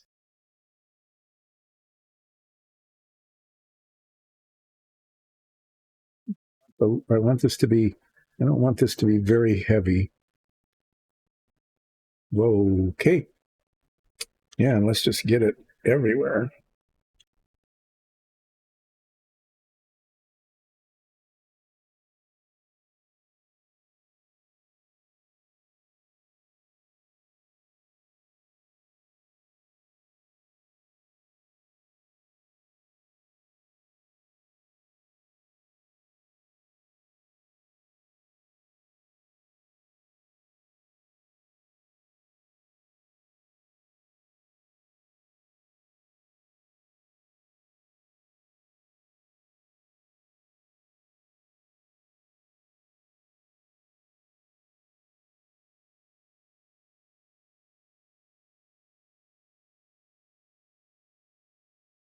I'm going to use this as kind of a really light wash. It has to be light.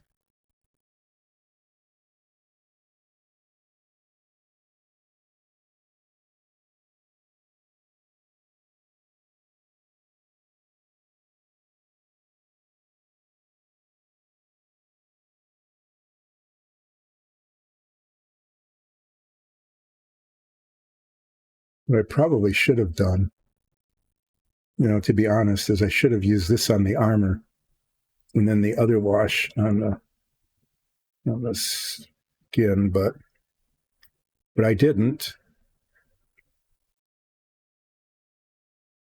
And so this is how it's going to play out.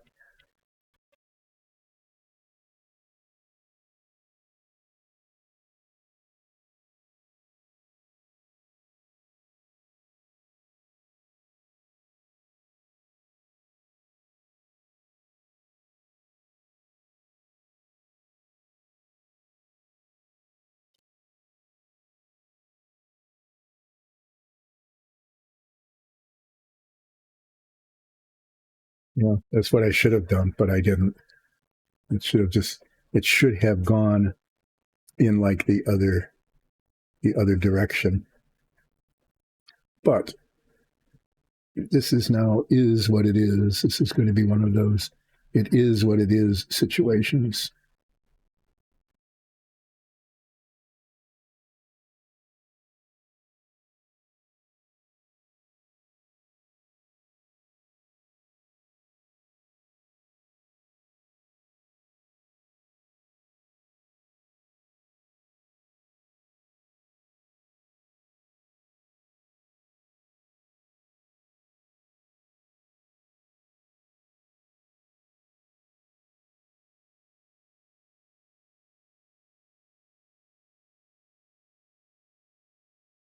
It's not a bad color. It looks all right. I might try to do like a little red eye if I can get the felt tip pen on there.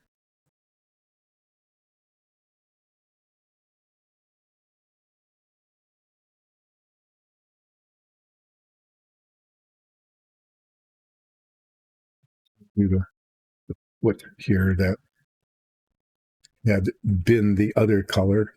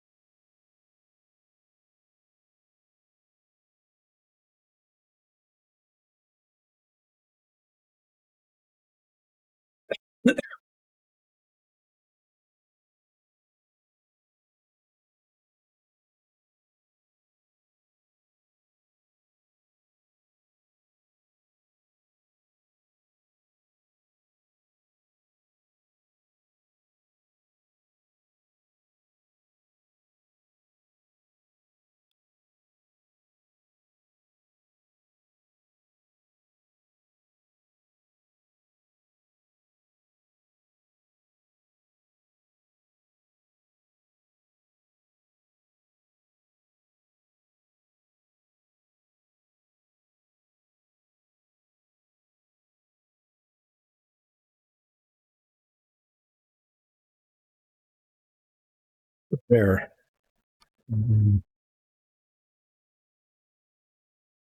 That's pretty much it. I need to do some little bits of detail stuff yet. So I'm going to let this set for just a bit.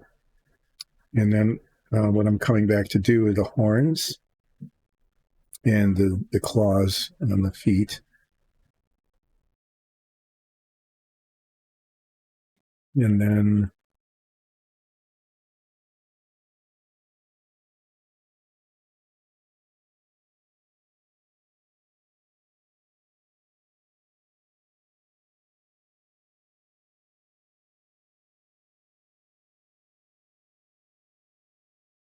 I like the way the armor came out anyway. I'm thinking this guy, it looks okay. It's more like a copper dragon than it's a metal dragon. I wonder what this would have looked like if I'd done it the other way around. Guess we'll never know.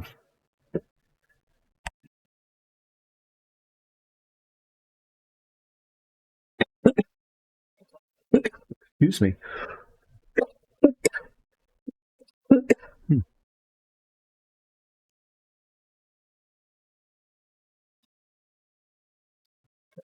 Trying to figure out what I'm doing here. I'm going to use ivory.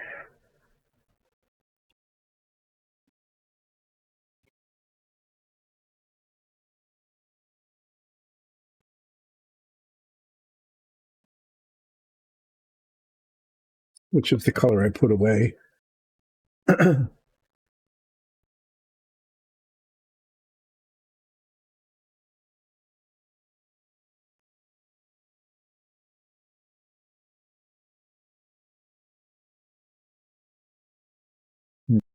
Mm-hmm. Use this as the base for the claws and the horns. Someone joined chat. I have to see who this is. Hi, thank you. Yeah, it's coming along. This is a metallic dragon. It's supposed to be bronze, but it's beginning to look like copper, I guess. Anyway, yeah, dragonkin, and then this one is going to be a blue one. So thanks for joining in today. I'm just about to do a little bit on the claws and the horns here and let that dry, and then I'm going to put some wash on it just to tone them down because they're going to look really bright. And then I'm going to do some base coat painting of the armor on this one, basically turquoise with some darker blue highlights. And then I'm going to use speed paint on the body color of this, and I hope that works. Anyway, we'll see. So, yeah, thank you. It is very shiny, right? Very shiny mini. And then at some point, I'll just paint the base gray with a little black wash on it so it doesn't look, too monochrome. Excuse me, but for some reason, my nose started running when I came down after break.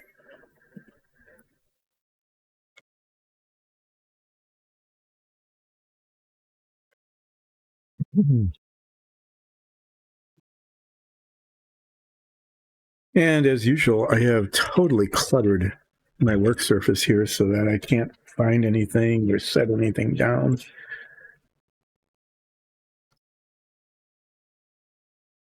Like lesson 4 or whatever on what to do instead of what not to do is don't clutter your work surface so you don't knock things over and so you don't spill on stuff and whatever. But I didn't do that.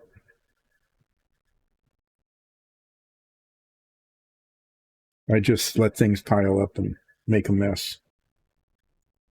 So I'm just painting the foot claws.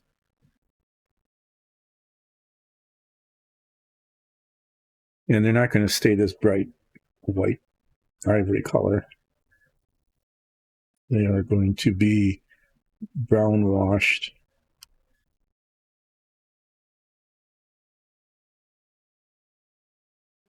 So that they are sort of a reddish, brownish color.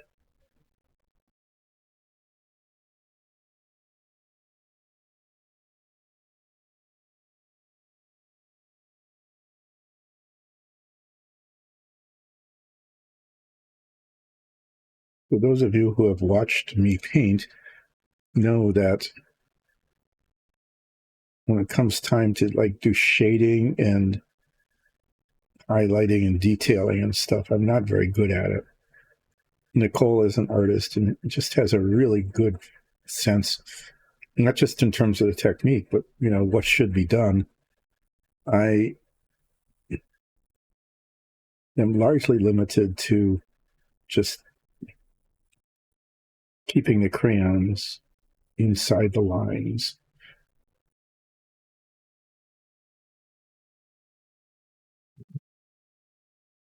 That's the level of my skill, which works really well on like the submarine I'm painting, where I'm just trying to do simple colors and not doing any shading at all.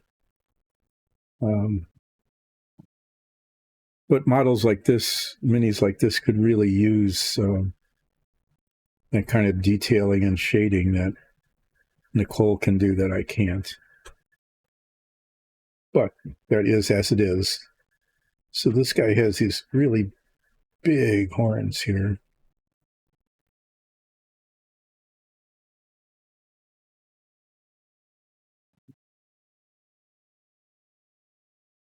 It's going to be painted something other than the metallic.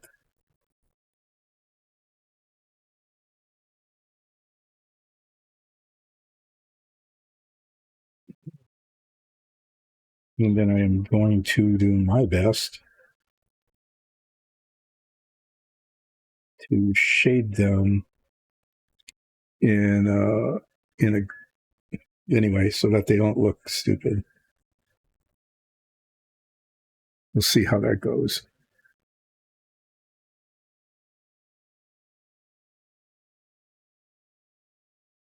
I'm just base coating these in an ivory color, so it's not just stark white. And then I'm going to use a just an ink on it.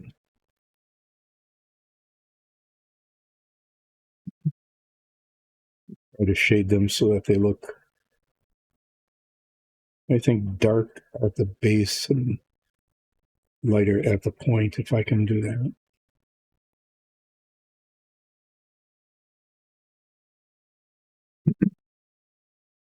Yeah, so when it comes down to it, I'm not very artistic. I'm more of like a paint by numbers kind of skill level of something.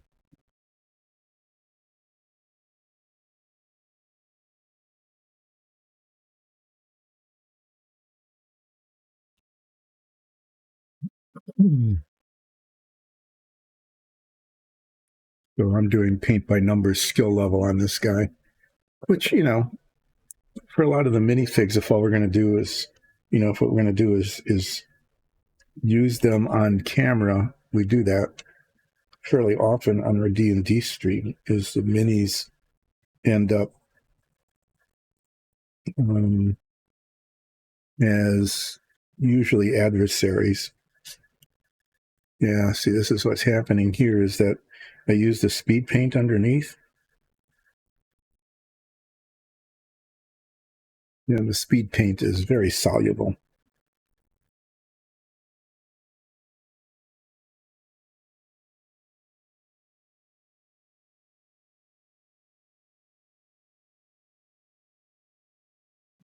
Leaking through a little bit. It's probably okay because it's a yellowish color anyway. So that's not, it's going to kind of be that color eventually anyway.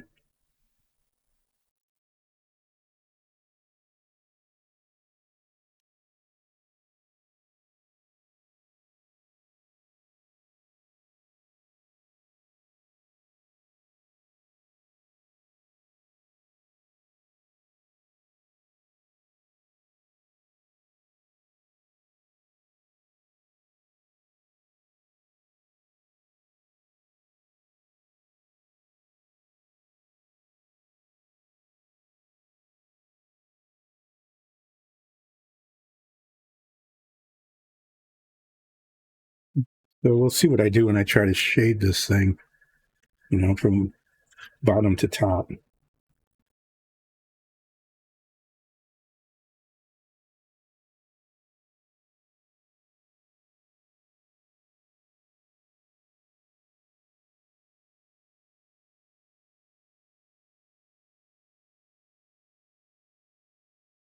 How much the speed paint bleeds through. Anyway, yeah, these are the great big dragonkin horns on the top here that need to be toned down and shaded a little bit later.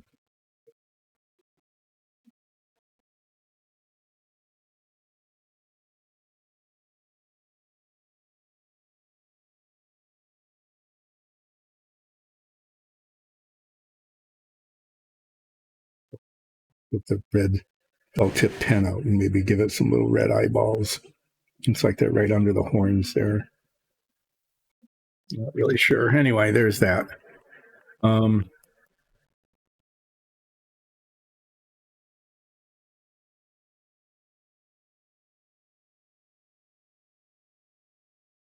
this off as much as I can. And then I'm going to paint the base coat on the armor. of the blue one. And I decided that I will go with turquoise because it's a really pretty color and it should contrast okay with the color of the of the dragonkin itself.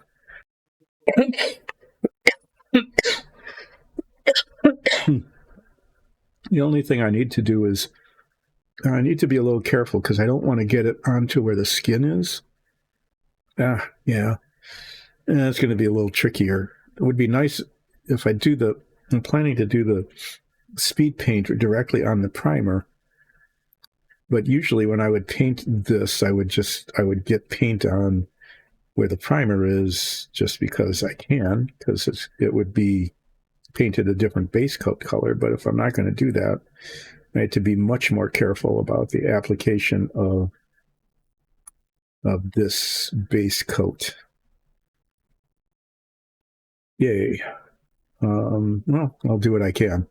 I'm going to be painting the edges of most of this armor in a different color. So that's the one when I get the little tiny brush out where I need to be most cautious. But I do need to be able to paint up to the edges of all of these things. So we'll just give it a go and see how it works.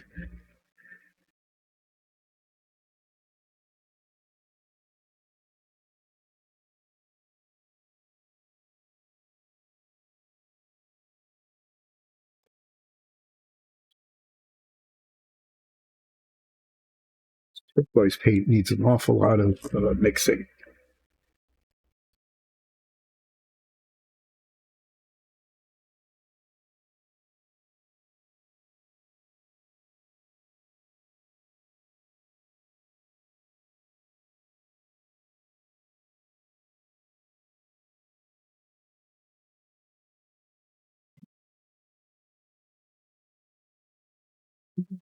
I'm just seeing a significant flaw here. So I'm going to take some time and fix it. As I see it, if I need to just fix it like right away, is what happened was that the orange wash got on top of that little highlighted area there where it should be gold. And it's really obvious. I mean, very, very obvious. And cannot be permitted to stay.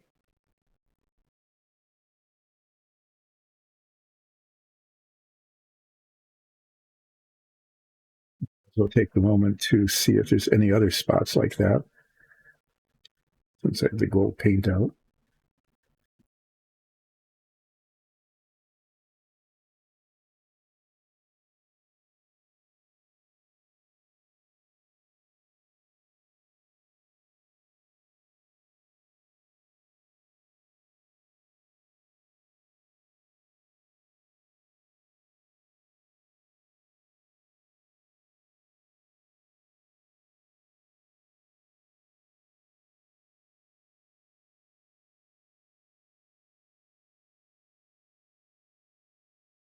Well, and there are. So I was putting that speed paint on like a wash, a larger brush, and it just touched some spots. It shouldn't have.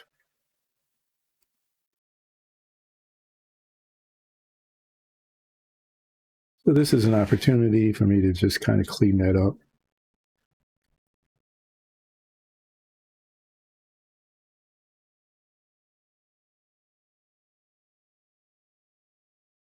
Okay, well, this didn't end up looking exactly like I was thinking it would, but it's not too bad. I just need to do some shading on the nails and then paint the base. And I'll do that after I do the base coat on the blue one armor. It's probably pretty much all I get done today because I do move along very slowly compared to Nicole. very, very slowly compared to Nicole. Very, very slowly. But I'd like to get the base painted so just so it looks finished. Otherwise, it does not look finished. Okay, so we'll start putting this color paint on.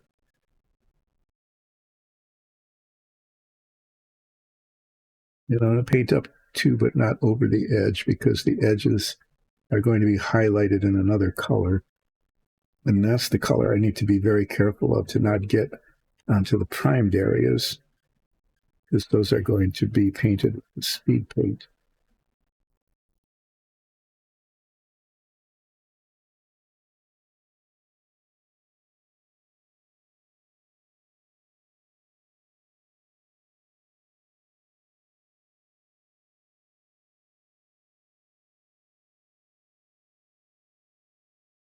This is kind of a bright color, but it's also a very pretty color.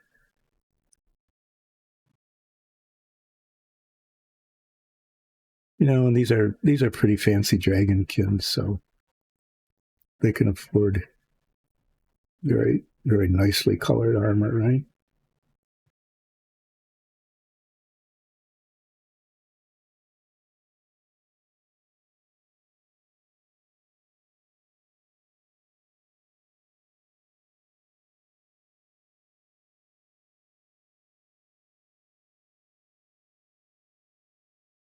There we go. I knew I couldn't get the brush in there.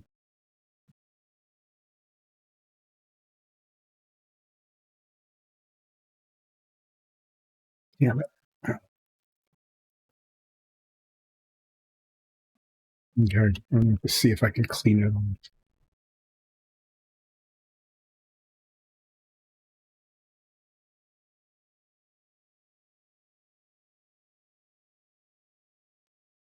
I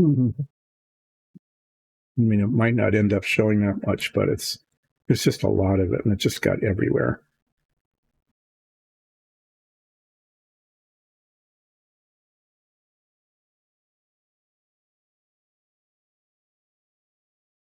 It's getting more everywhere.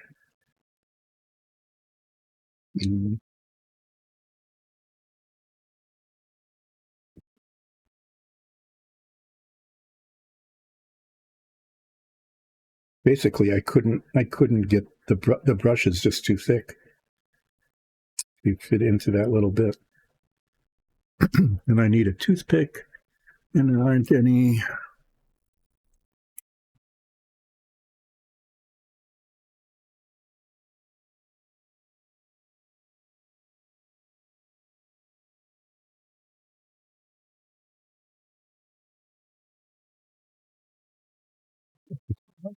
Get more and more paint on it.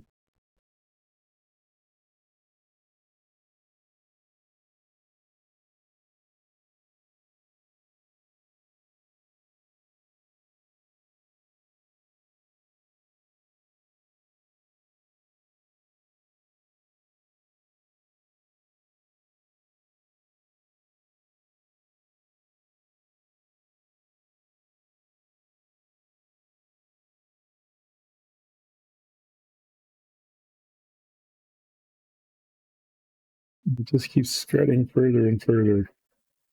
Oh my. I might have to just like reprime this. I don't know. Maybe I can get enough off if I just push it in the correct direction instead of pushing it from the paint up.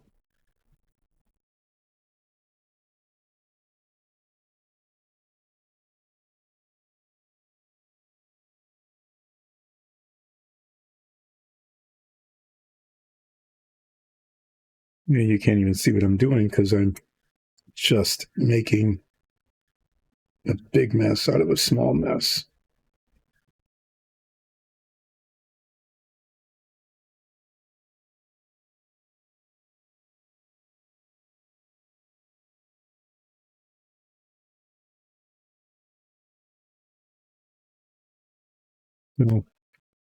We'll have to hope that that just works out later. Maybe this little brush, though, because I can't, this brush, I can't get into that space with this brush.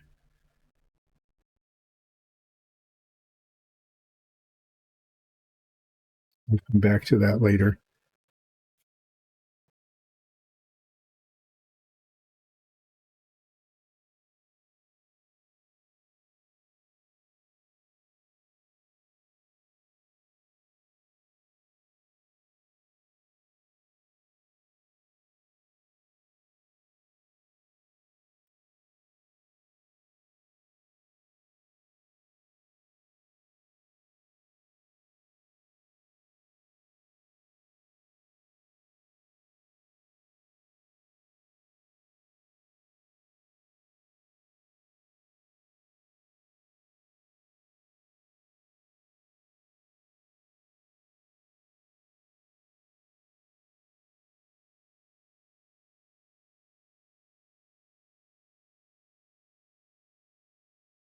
If I were painting a base coat on it, I wouldn't be so concerned. I could cover that up, but I'm not. So we'll just see. We'll find out later if it worked or not.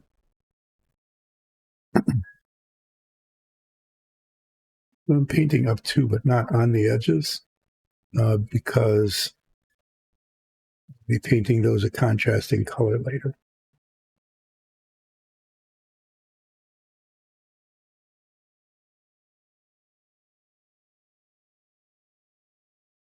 Contrasting color, a complementary color. Very complimentary. It'll be, oh, you're a very nice color. Well, why, thank you.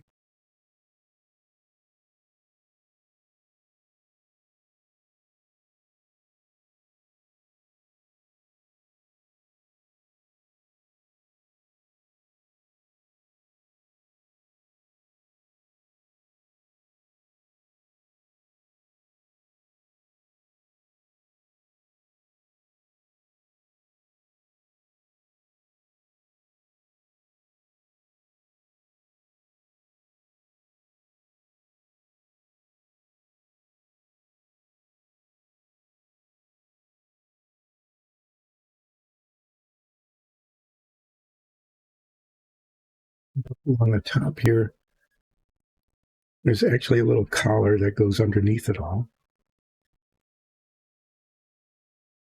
And I'll paint that something, some sort of color later.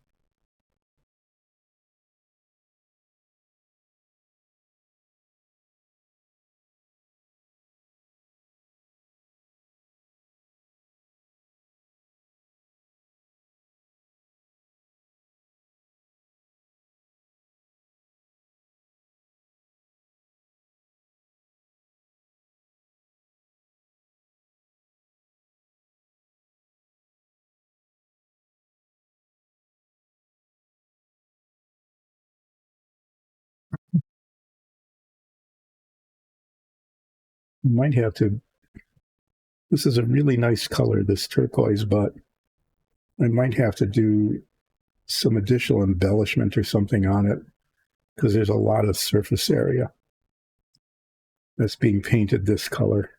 And because of that, this whole model could end up looking like really boring.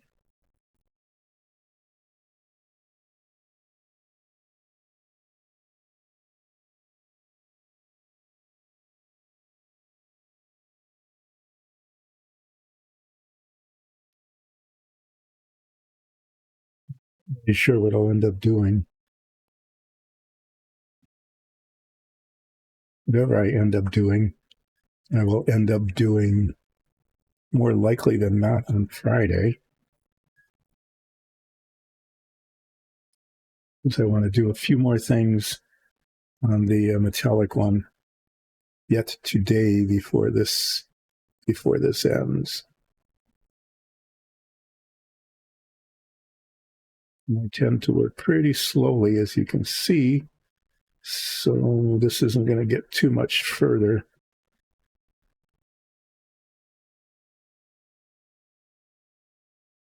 during today's stream.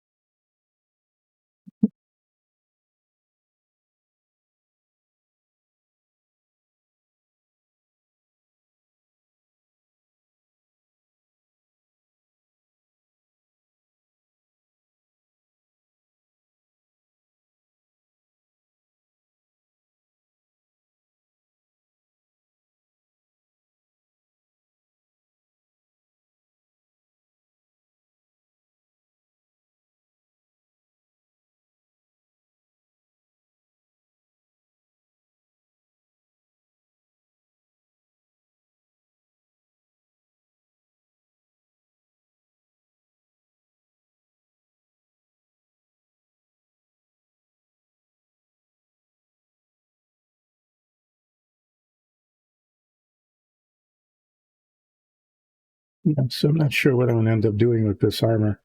Like I said, this turquoise is really a nice color, and I'm sure it would have definitely been selected by this blue dragonkin here as a base armor color.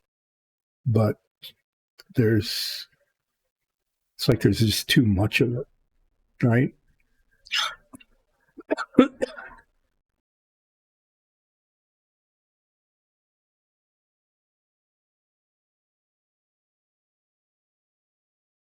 And so there needs to be something else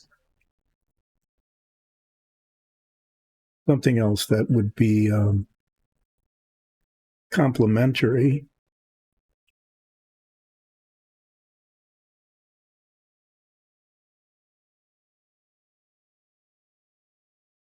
Besides just the embellishments on the edges of some of the armor pieces. So I don't know. We'll see how that goes.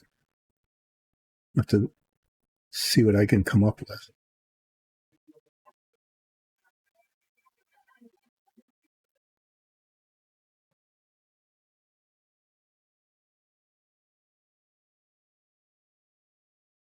Mm.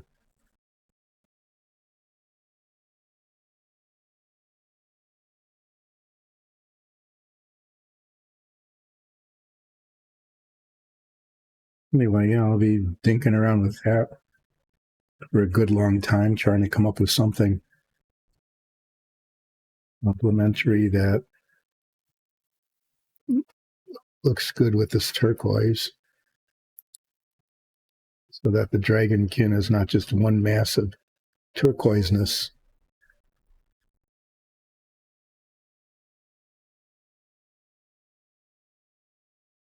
Viscosity, whatever.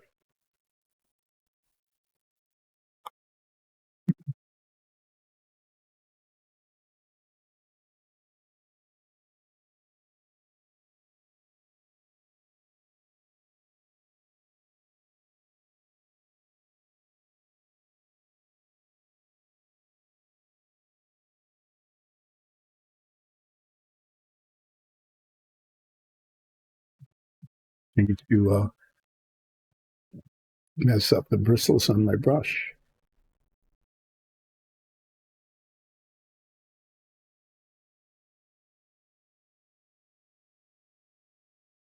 I was thinking of doing like dark blue trim embellishments on the cuffs and things. And I'm thinking maybe the azure would look better because that would contrast better with what will become the blue skin of the dragonkin.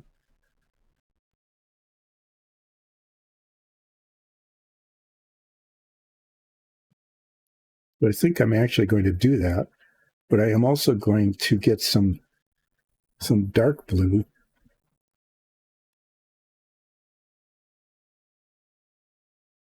But I think I'm going to use like the azure around the edges of things. Okay. But I think I'm going to use dark blue to highlight some of the armor. Like one of the things I'd done before when dealing with this kind of like layered metal armor is I've used a darker blue for some of the banding. Well, really banding, but I'd alternate colors between dark blue and light blue.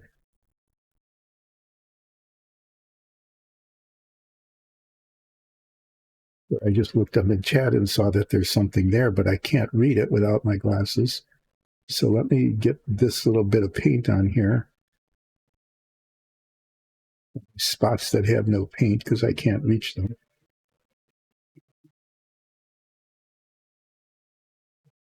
And then try to wipe off this big chunk of blue that I managed to get on the tail, as I failed to get my brush there without spotting all over everything.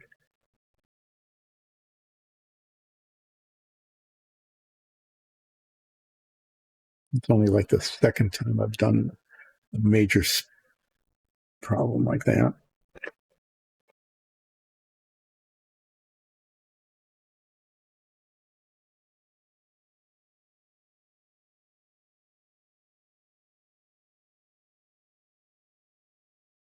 Get enough of it off so it's not a problem later. Anyway, I'm going to have to do some serious embellishment on this armor just so it doesn't look, although it's very pretty, that's not entirely the point.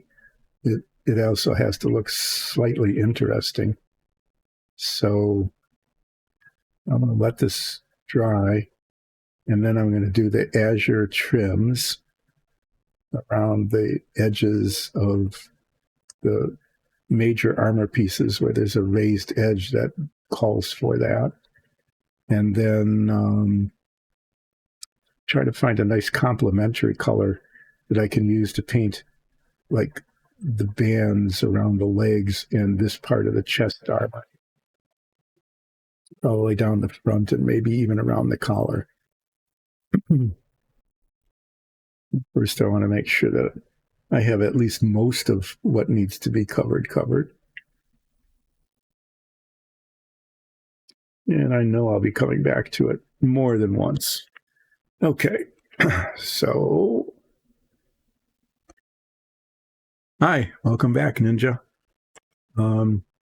Yeah, what I did was I put, this is going to be a blue dragonkin. The base coat of the armor is this turquoise, and then I'm going to, I don't know, hopefully not make it look too silly, but I've got this kind of like purple blue azure color that I'm going, this is the color that the skin's going to be. This is speed paint. But I think that will contrast well and still complement the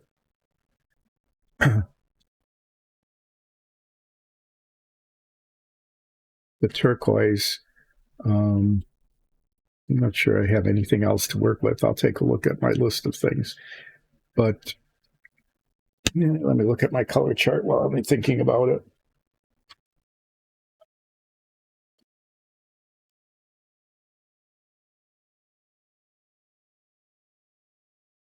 Could use a blue-green. You know, it's a little more green than that. I was thinking of using a dark blue trim around it, but I'm not sure that how the dark blue will look against the skin color. Be okay.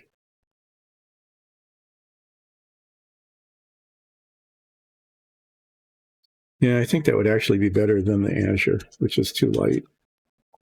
As I would use the royal blue, because the skin color is going to be a pretty bright blue with the speed paint. So that's what I'm going to do, is I'm going to use this color, the royal blue, for most of the trimming around it. Then he's got these little bags that are hanging here on the belt, and those I'll probably just do in really a very dark blue, maybe like the field blue or something like that. So it's almost grayish black. But I want to get back to this guy and see what I can do to get it finished in the next while at my continuously slow speed of getting things done. What I'm going to do is get out some brown wash, smoky ink, and use a tiny brush and try to do itsy bitsy little bits of shading on these horns. And then I'm going to paint the base gray so that it looks less scabby.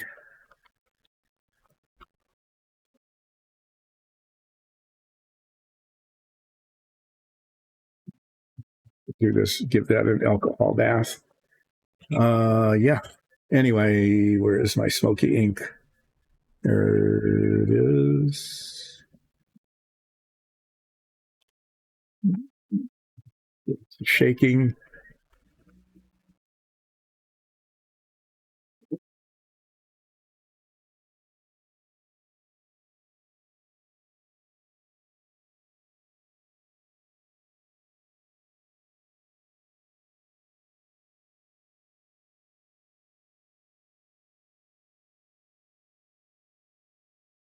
One thing is I noticed that as the stream goes on, even though I had kind of a snack, which I hardly ever do at break, blood sugar starts to fade.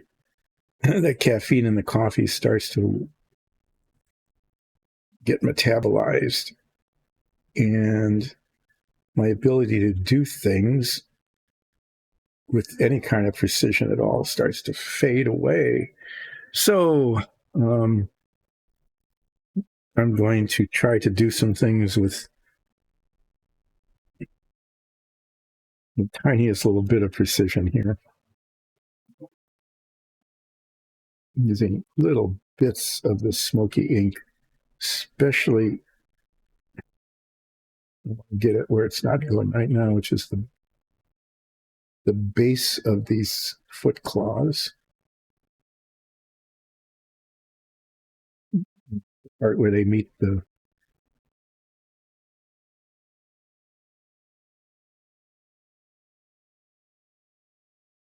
darker at the base, lighter at the tip.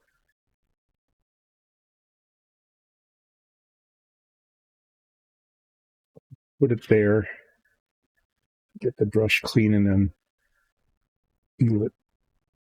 remove a little bit of it.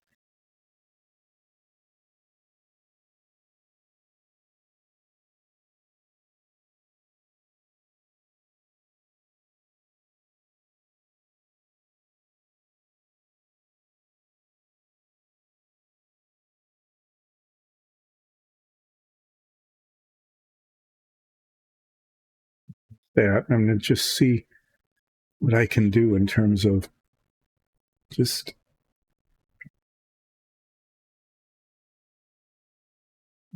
I need to use a different brush here. Oh, yeah. So it's just not holding enough to make it work. This one I have to be really careful because this holds an awful lot of color. It's still holding some blue.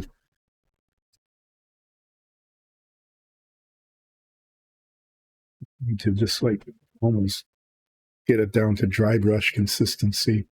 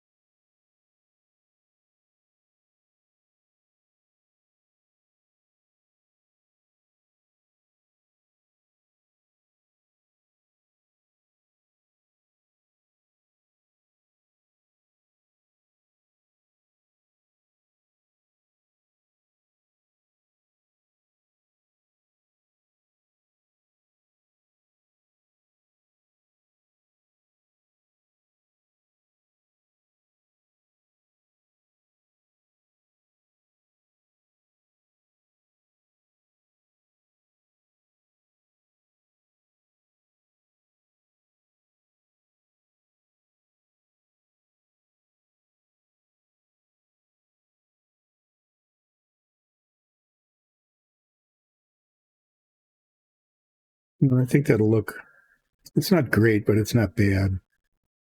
It meets the test of adequacy. Okay.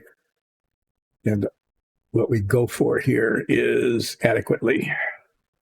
I'm going to leave this out because that needs a major cleaning. I'm going to try to do this. If I can find out, if I can identify where the eyes are actually supposed to be. I have this little felt tip, fine tip pin. I'm going to try to put some red eyes on here.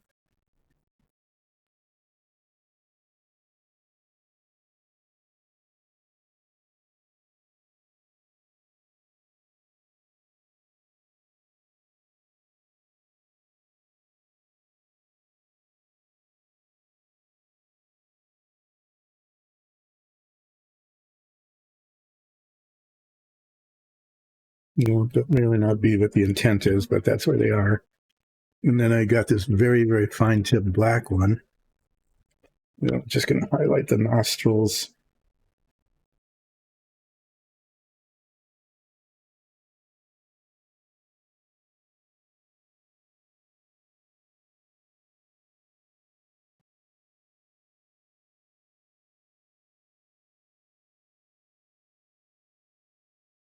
Mouth line.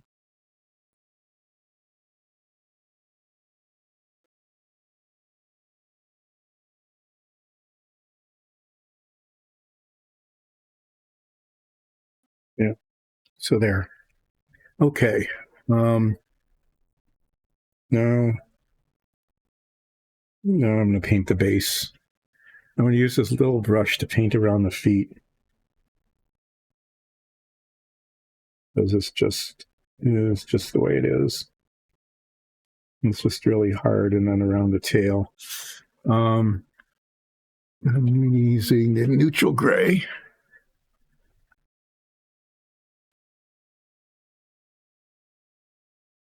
I want to get the base done because then it'll be finished. Okay. And it won't look all gross and scabby. And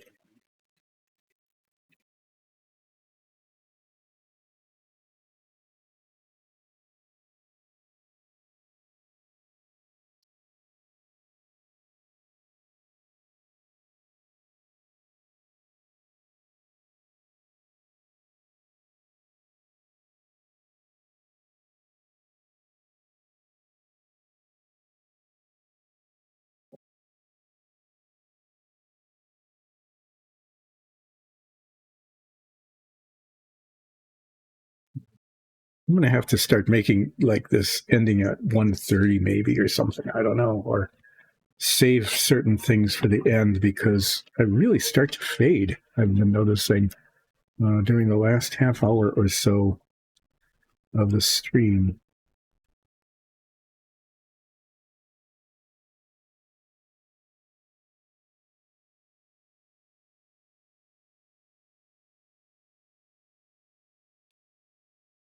Little brush is okay for edging like this. And then I'd like to use that larger brush just to finish it off. There's a fair amount of surface area here.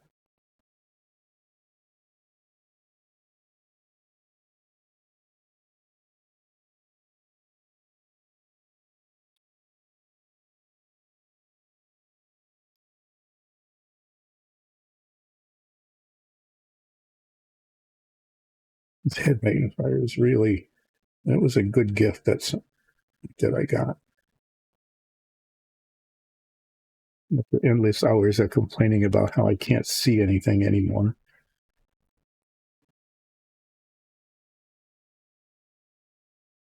You make a big difference in terms of being able to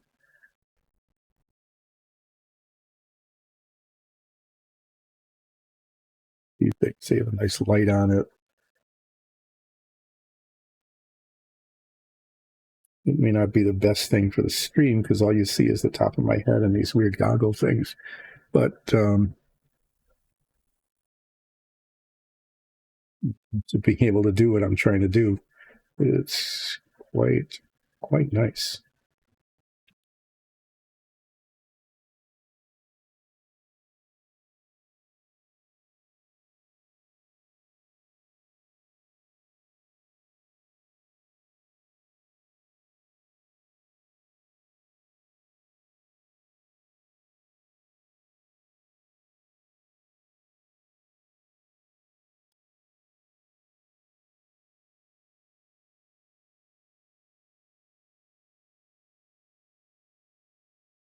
And I have to say, I'm always pleasantly surprised when my hand holds steady enough to be able to do some of this stuff.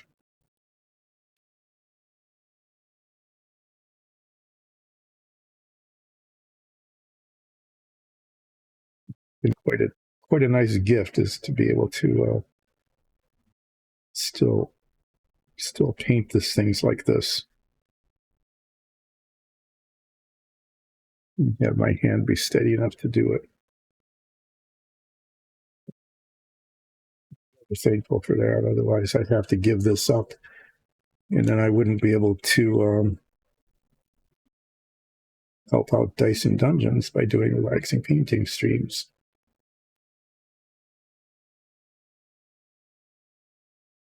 It helps them out by kibitzing. I think that's a good word, isn't it?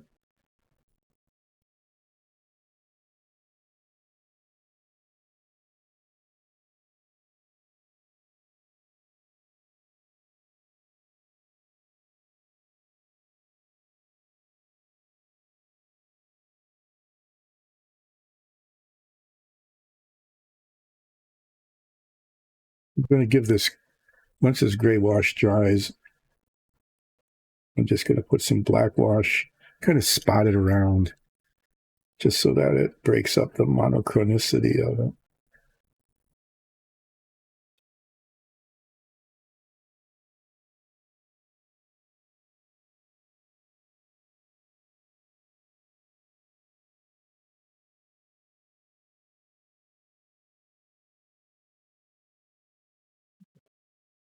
It's almost always true that it doesn't seem like a big thing, but painting the base, even no matter what the rest of it looks like, getting the base painted just helps a lot in terms of the finished look of whatever it is that's more or less finished.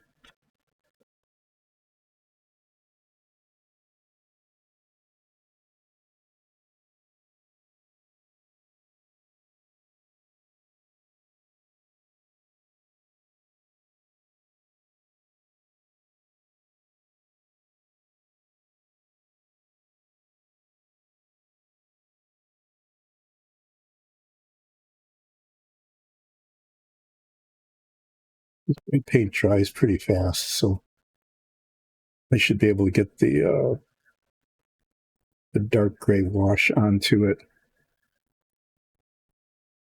pretty soon.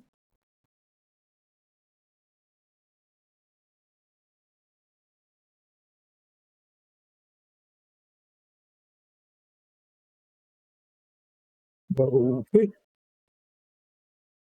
You definitely don't want all the sticky tack up around the rim.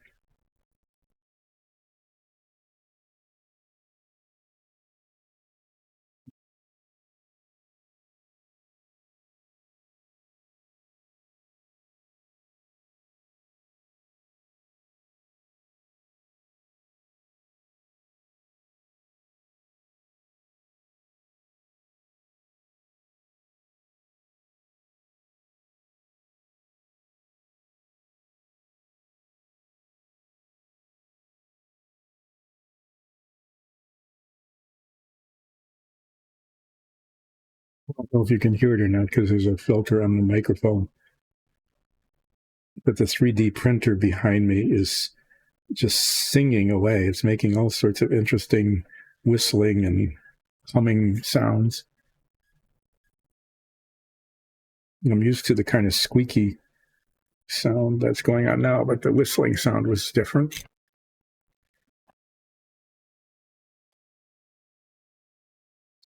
Okay. This is now almost done. You got about 20 minutes left. What I'm going to do is clean this brush thoroughly. Then I'm going to get out the bitty brush again. And I'm going to, on the blue dragon, test out the highlight color, the embellishment color that I'm thinking of using. Okay, I want to see how it looks, and I'm not going to get real far. It's not like I'm going to be doing all the embellishment on the whole thing. I'm going to do maybe the shin guards, shins and knees. Maybe I'll try those. See how my brush control is working and how it looks. And then I'll do that for like maybe 10 minutes or so. We'll see how far I can get. And then I am going to put some black wash on the base of this dragonkin. And hopefully that will be that as far as this one goes.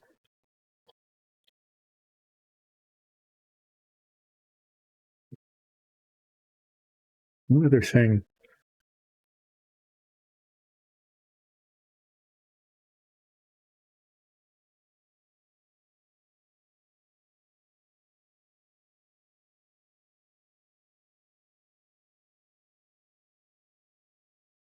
Yeah, I think I'm actually going to do that. I don't know. This might be a bad idea. So instead of playing with the blue, I'm going to, on the blood channel or the sword here, usually I would do that in like a gray or a black or something, right? But I'm actually going to do it in the browns.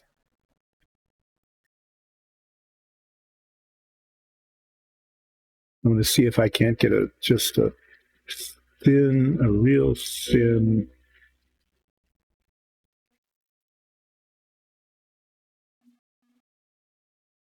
straight line there. And the other thing I need to do is, remember I said that the thing about the speed paints is they bleed through. They do. So there's a spot up at the top of the blade here.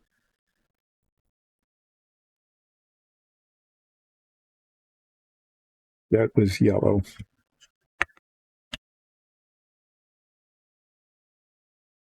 I'm not sure if this is a good idea.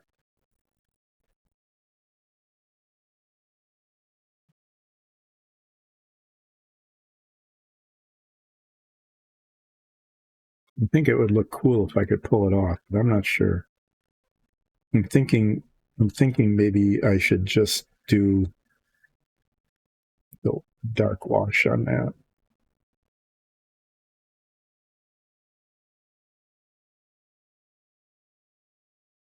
But I want to give it the hint of color.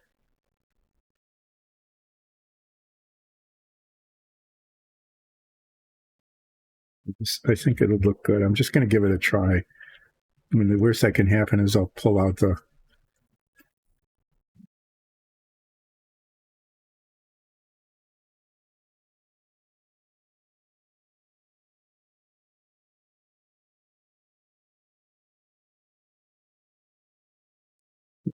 went in the wrong place.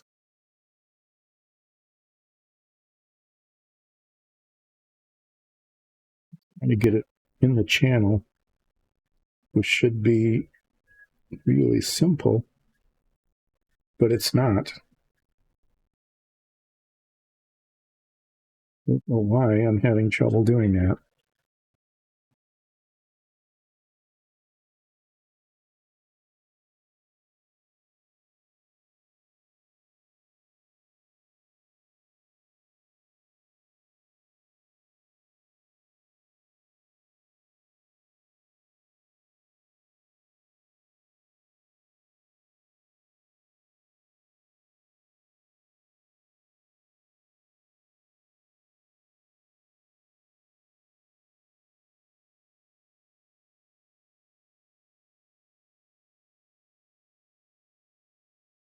And I'm going to come back with the chainmail silver and touch that up.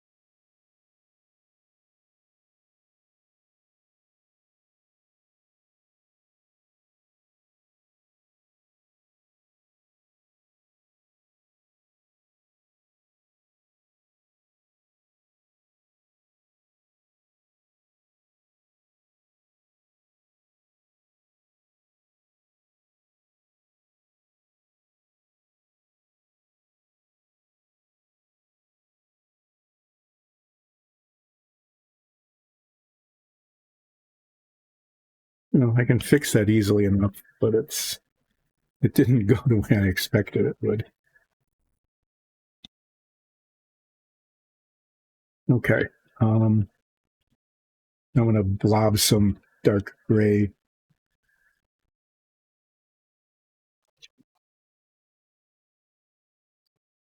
on the base here.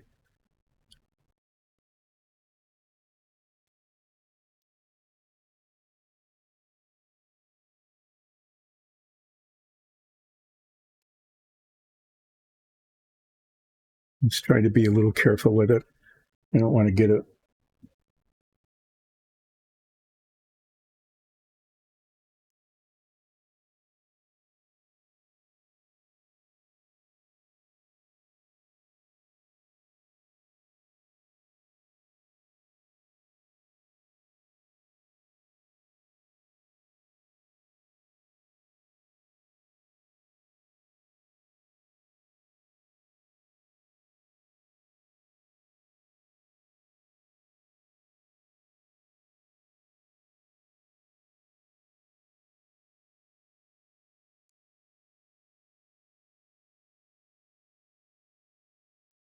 No, I'm not trying to get it even at all.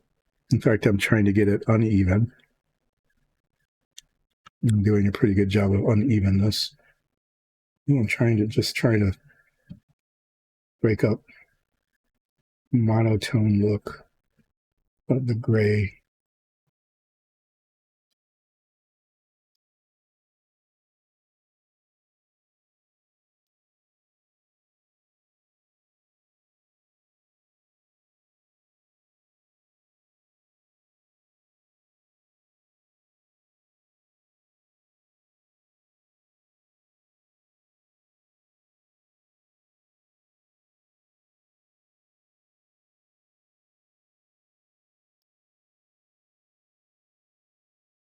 Okay.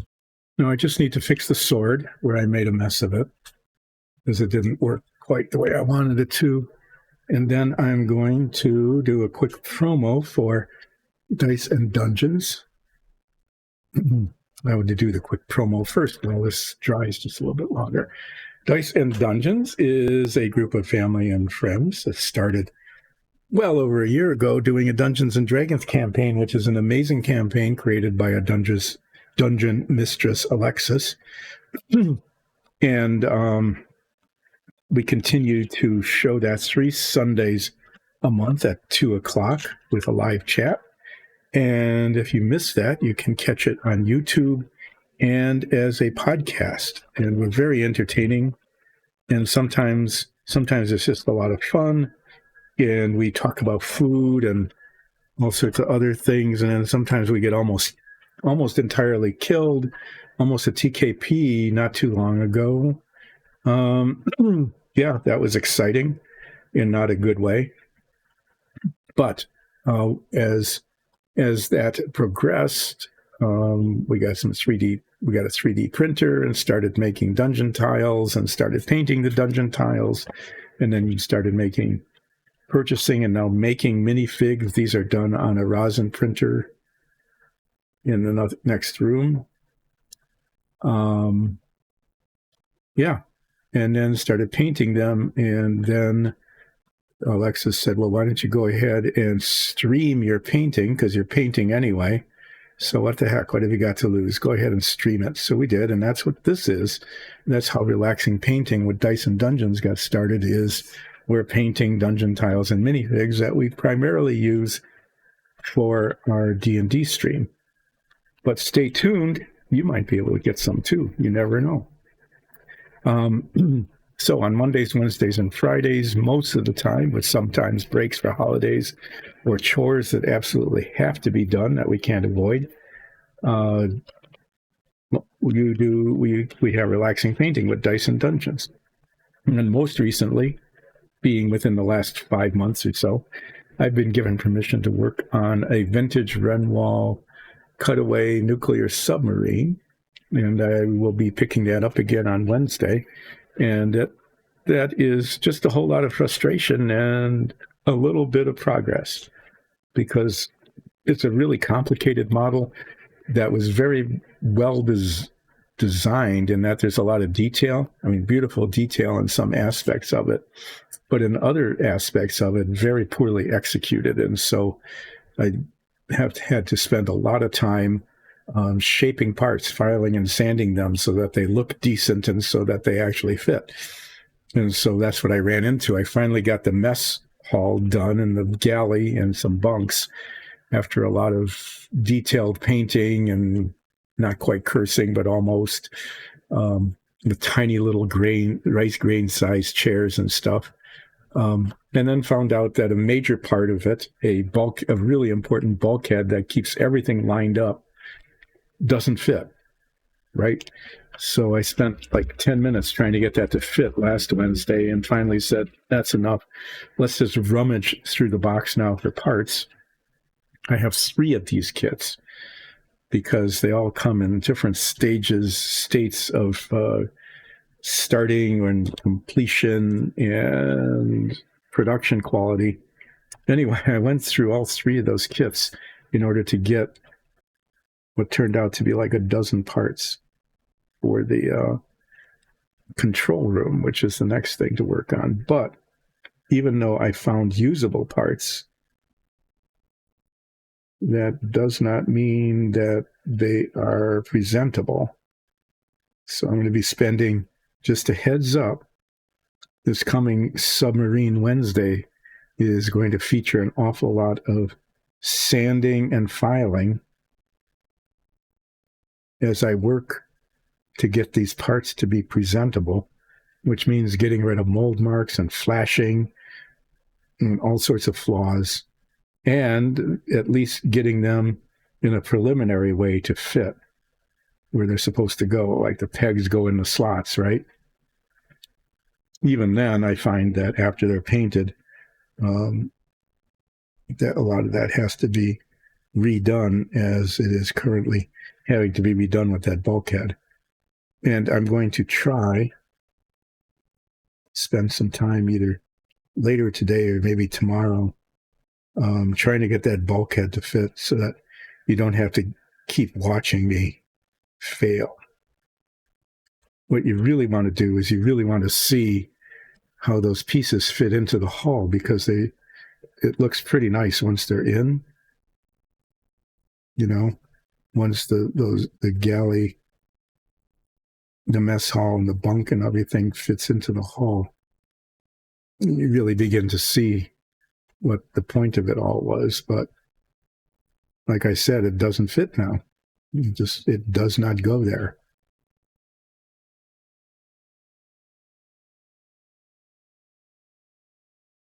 But I put some bronze paint in the blood channel in the sword, and I think it worked okay. It looks like it's kind of a golden color, and it doesn't look like it's just rusty. I was a little concerned about that.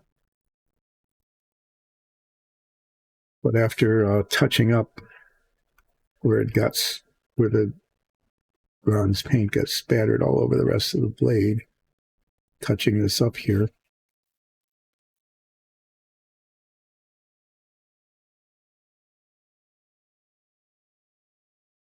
and I'm thinking it looks okay. It looks more interesting than it did before anyway. So as I wrap up here, if you like what you see, or even if you don't, please consider, and all your friends and relatives too, to become a follower and to become a subscriber to Relaxing Painting with Dice and Dungeons. And you can even go to patreon.com/diceanddungeons. That's patreon.com/diceanddungeons. And you can become a patron and supporter of the work that we're doing, not only on these painting streams, but also on the D&D campaign that we wage on Sundays. So I'm going to wrap up here. It looks like I've got the better part of a half hour just trying to clean up the mess that I made today. I don't know how I did that, considering how little was actually accomplished. You know, I got this guy done. Yay. Got this guy started. Blue, very blue. With more blue to come, because it's a blue dragonkin. And yeah, anyway, we'll see you on Wednesday from 10ish until 2ish with a break in between, featuring Submarine Wednesday, and then again on Friday, where I will be resuming work on the blue dragonkin. And after I do the blue one, what have I got left? I got a black, red, and green. I might start on the red. I might start on the red one and then do the black one and then do the green one. Or a different order. I'm not sure. But there, I'm going to lay these down like that. So maybe. Okay, I just hold them up. So you can see what has been accomplished today on Relaxing Painting with Dice and Dungeons.